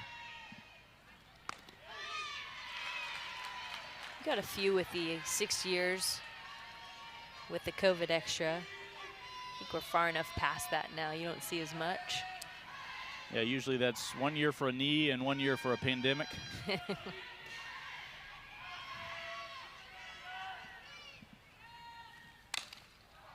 That hit off of West, dead ball in the batter's box.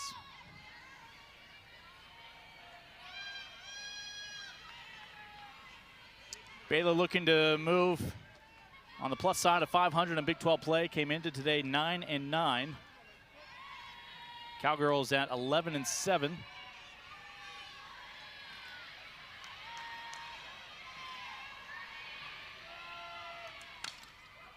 That's a foul ball as well.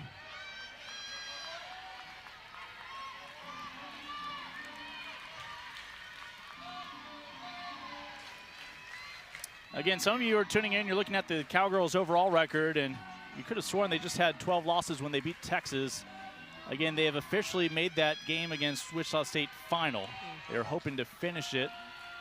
It went unfinished back in March. They were hoping to finish it earlier this month, couldn't do so, and they are running out of time with Tulsa occupying the midweek spot this next week. So the Shockers will come up with that win officially. The good news for Oklahoma State is Godwin's home run becomes official. West looking for a pinch hit. Not meant to be. Baylor goes 3 up, 3 down against Malin, and it means the Cowgirls will come up in the 7th inning, trailing by just a pair. A Big 12 win on the line tonight in Waco.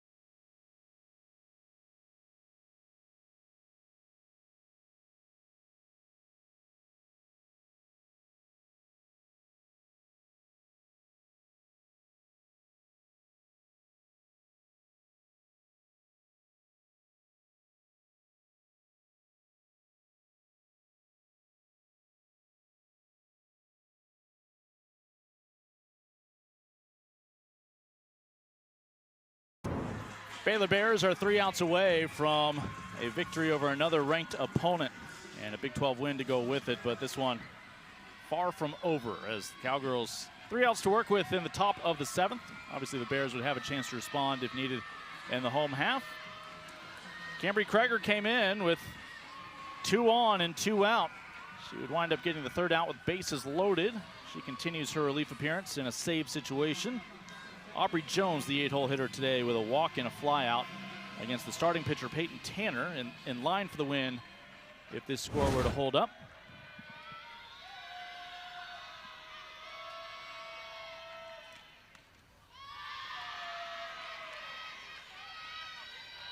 Now, last time you saw Cambry Kreger pitch live, yeah, it was a whole lot more innings than this. She was on autopilot. We had 8 more innings.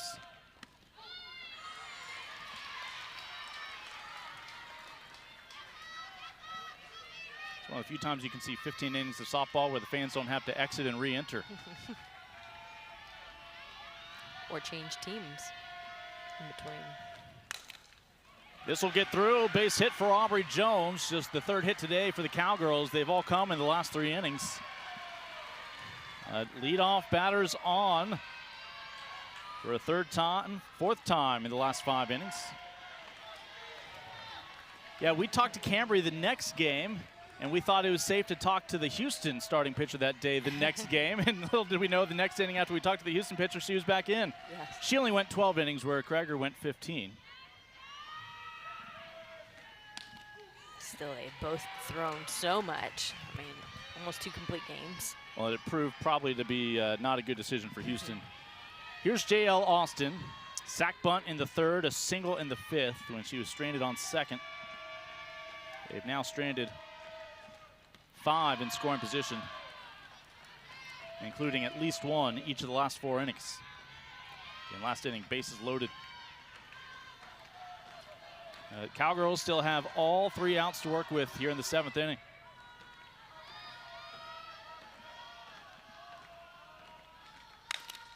Austin trying to get through that right side.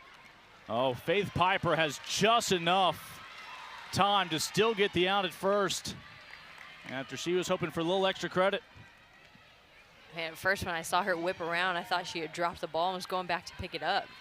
But she looks at second for that lead runner and realizes just how quick Jones is. Yeah, with a 2-run lead, you just want to get those outs. Yep.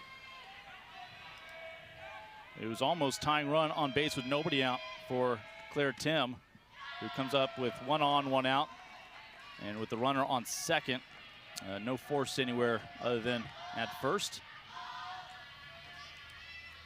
Claire Tim, a ground out to the pitcher, a fly out to left, and a strikeout so far today. Cowgirl fans will tell you that means she's due. Again, a 377 hitter coming into today. That average cools to 368 right now. 1 on, 1 out, tying run at the plate. Tim with 7 home runs on the year, 3rd most on the team. And she'll have to wait for the next pitch as Flores will go talk to Cambry Kreger. And Kreger played her high school ball down the road at Georgetown High School. We mentioned all of these D1 transfers coming to Baylor this year. Played high school here in Texas, including tonight's starting pitcher Peyton Tanner, who pitched at Brazoswood High School over there in Lake Jackson. Top of the order up for the Cowgirls with 1 out.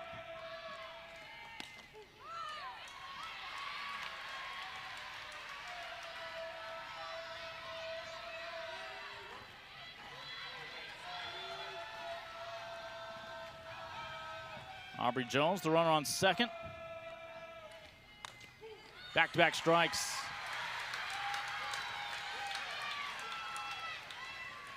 And Kreger working her way back through this at-bat. The 5th batter she's faced here in relief.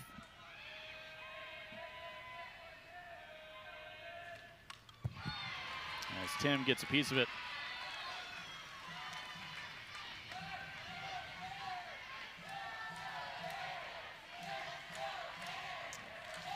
Tim, the senior out of California.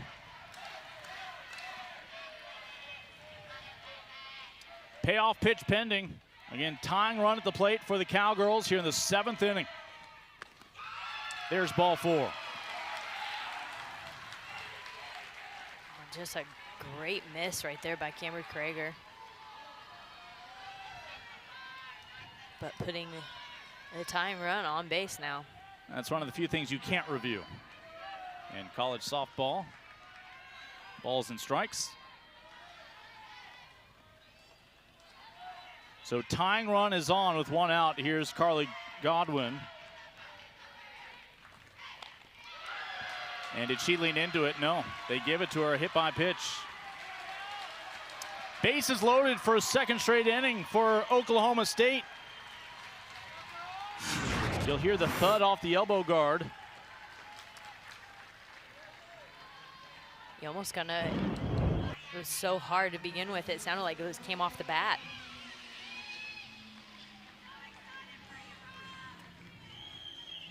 And Glenn Moore is going to bring Peyton Tanner back in. I was not going to be surprised if she actually had started this inning. She left last inning with 2 runners on. She comes back in with bases loaded, but she's still your pitcher of record right now, in line for a win. And she guided Baylor across the finish line.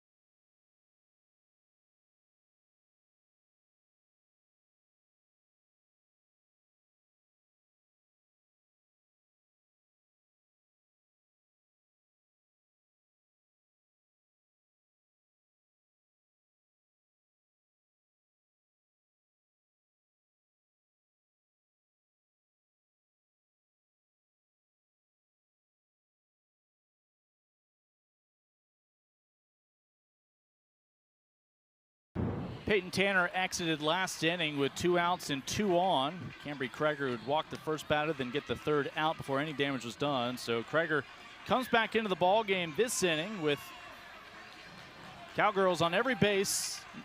Baylor needs 2 outs before surrendering 2 runs. Otherwise, we head to the bottom of the 7th. And who comes to bat? None other than the late inning hero, Rosie Davis. Rosie reached on a walk back in the 4th, otherwise 0 for 2 today. 5th batter this inning, comes up, bases loaded. It's a shot out towards the gap. It'll continue to carry off the wall. Oklahoma State, though, running themselves into a pickle. And in the end, they do score 1 run. They had a runner conservatively holding up at 2nd. That runner finally gets down to 3rd. They almost had 2 runners standing on 2nd. But in the end, nobody was back at 1st to get an out. So both teams could have done better. Both teams could have done worse. It's a 2-1 ball game. See the frustration there by Rosie Davis. Like, seriously, I only got a single off of this? Yeah, she was almost standing on the same base as Godwin. Moments earlier, Tim and Godwin were almost both standing on 2nd base. Definitely a base running error right there, but man, kudos to Rosie Davis with a big hit, just a few inches away from a grand slam added to her resume. Aubrey Jones scores after her leadoff single. Here's Lexi McDonald, still 2 outs to work with. Tying run is on 3rd, so a pass ball, wild pitch could very well make this a brand new ball game. That was just the 3rd hit of the game for Oklahoma State, finally yielding their 1st run here in Waco.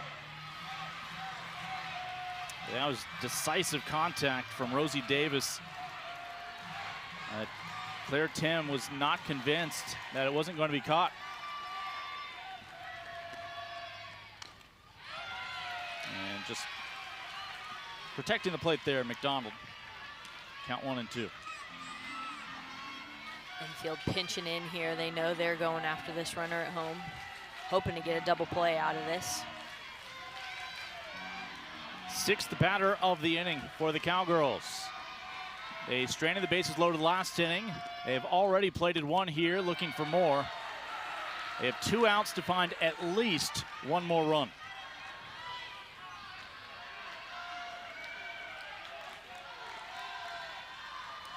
Tim on third, Godwin on second, Davis on first. And this one to the same spot, back towards the wall in the gap. It is caught.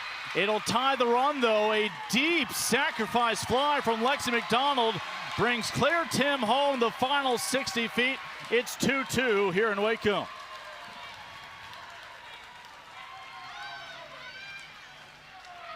The sac fly from McDonald, now 2 outs. You can just see the ground that Gussman covers right here, going deep, not worried about the wall or the warning track, secures that catch.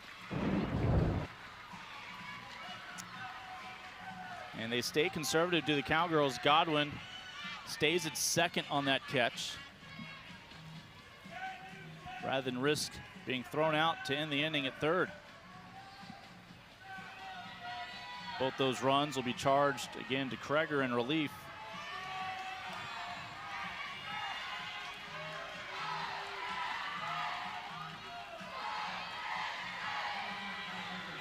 And they re-enter Amanda Hassler, the DP, after Madison Hoffman, remember, got the pinch hit walk.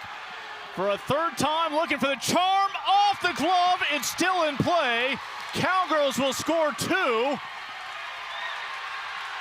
And Oklahoma State finds a lead with a 4 spot in the top of the 7th. And the Baylor Bears are just fortunate that one didn't carry over the wall for a home run, after Gussman could not secure it. Yeah, she goes up and over for this ball, though, saves that home run. Keeps it in the park. Can't make the catch, but like you said, what a big at-bat there by Amanda Hassler. It is just a wave of emotions. You think you're going to rob the home run, can't quite secure it, then you're wondering, does it go out? It comes back in, so Cowgirls settle for 2 instead of 3 runs, but they turn a 2-run deficit into a 2-run lead here. And Baylor will make another pitching change here in the 7th inning. Baylor for the first time trailing 17th ranked Oklahoma State.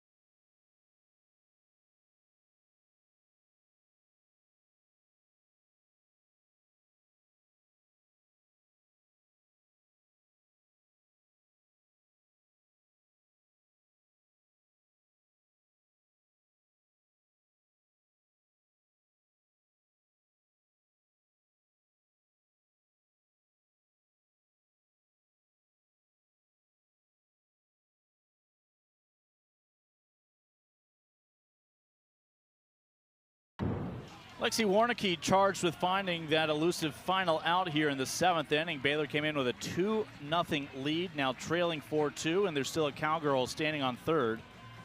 That Cowgirl being Amanda Hassler, who re-entered just in time to drill a triple that could very well have been a home run, brought back in by Gianna Gussman, but it still got the job done. Well, how about the last 3 Cowgirl hitters, too, going opposite field? Just wearing out Gussman over there in right field.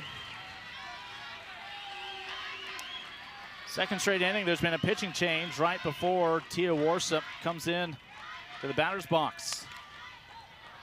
And this should end a very eventful 7th for the Pokes. A 4 spot in the top of the 7th means now it's Baylor with 3 outs to find at least 2 runs.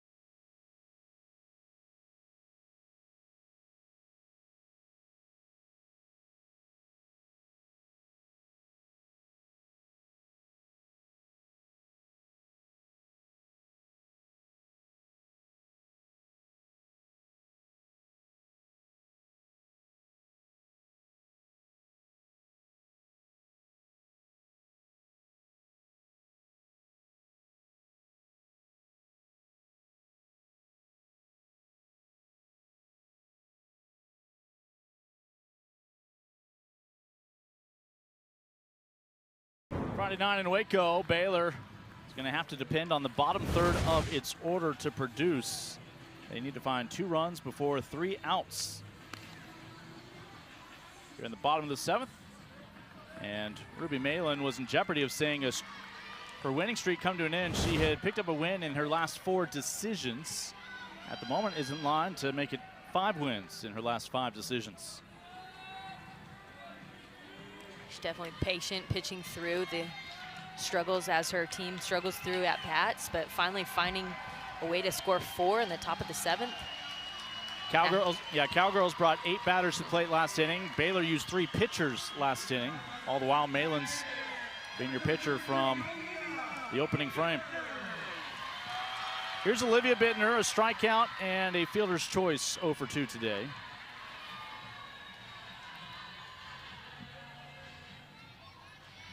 Oklahoma State asking for an adjustment.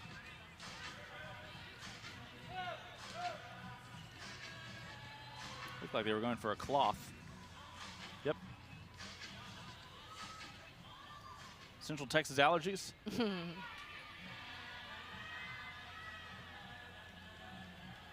Apparently the black one already tucked in wasn't That's decorative.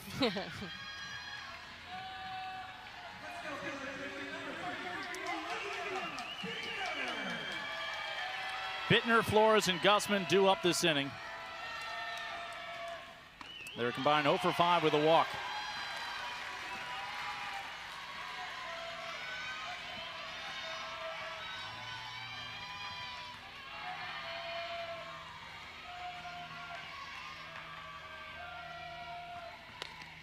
One and one. They also hold half of Malin's strikeouts today. And Baylor took the Friday game last year in Stillwater. That was a 1-0 final. Right side, nothing Godwin can't handle. Over to McDonald, and Baylor now is the team that's down to 2 outs, needing at least 2 runs. Remember, Malin faced the minimum 3 in the 6th to quickly get those Cowgirl batters back to the plate last half inning. She's now retired 4 straight. Abby Flores walked with 2 outs to extend that 2nd inning. She is one of 4 runners left on base today by Baylor. Can she get this one to drop down? What a diving effort by J.L. Austin. Makes the catch, robs Flores of a hit, and the Bears are down to their final out. Flores finally puts a great bat on this ball, but it is stopped by J.L. Austin right there. What a great effort.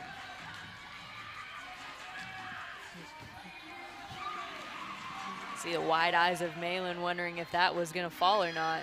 If that drops, then Gianna Gussman comes to the plate as your tying run. Boy, again, Gussman still probably reliving that play in the outfield where she almost, it looked like pulled back a home run, but couldn't keep it in her glove. It hit off the wall and fortunately at least came back in. Otherwise, it'd be a 5-2 affair.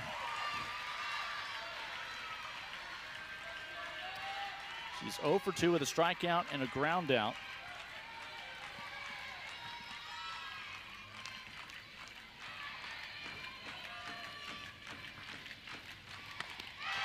And Baylor could be down to their final strike. There's a big cut there by Gussman, trying to do too much with it in this moment. Feels the pressure of this at bat. Ruby Malin's just needed 4 strikeouts tonight. See if she can find a 5th for the final punctuation.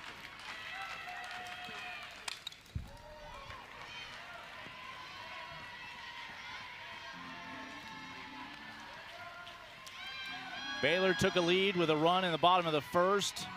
Down insurance in the 5th.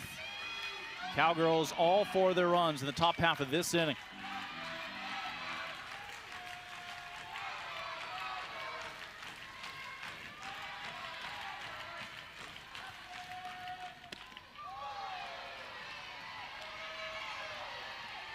This kind of reminds you of that first game against Houston, although not 15 innings deep, where Baylor never trailed until a home run from Houston in the 15th. Put the Cougars up. Baylor was down to their final 3 outs and could not respond.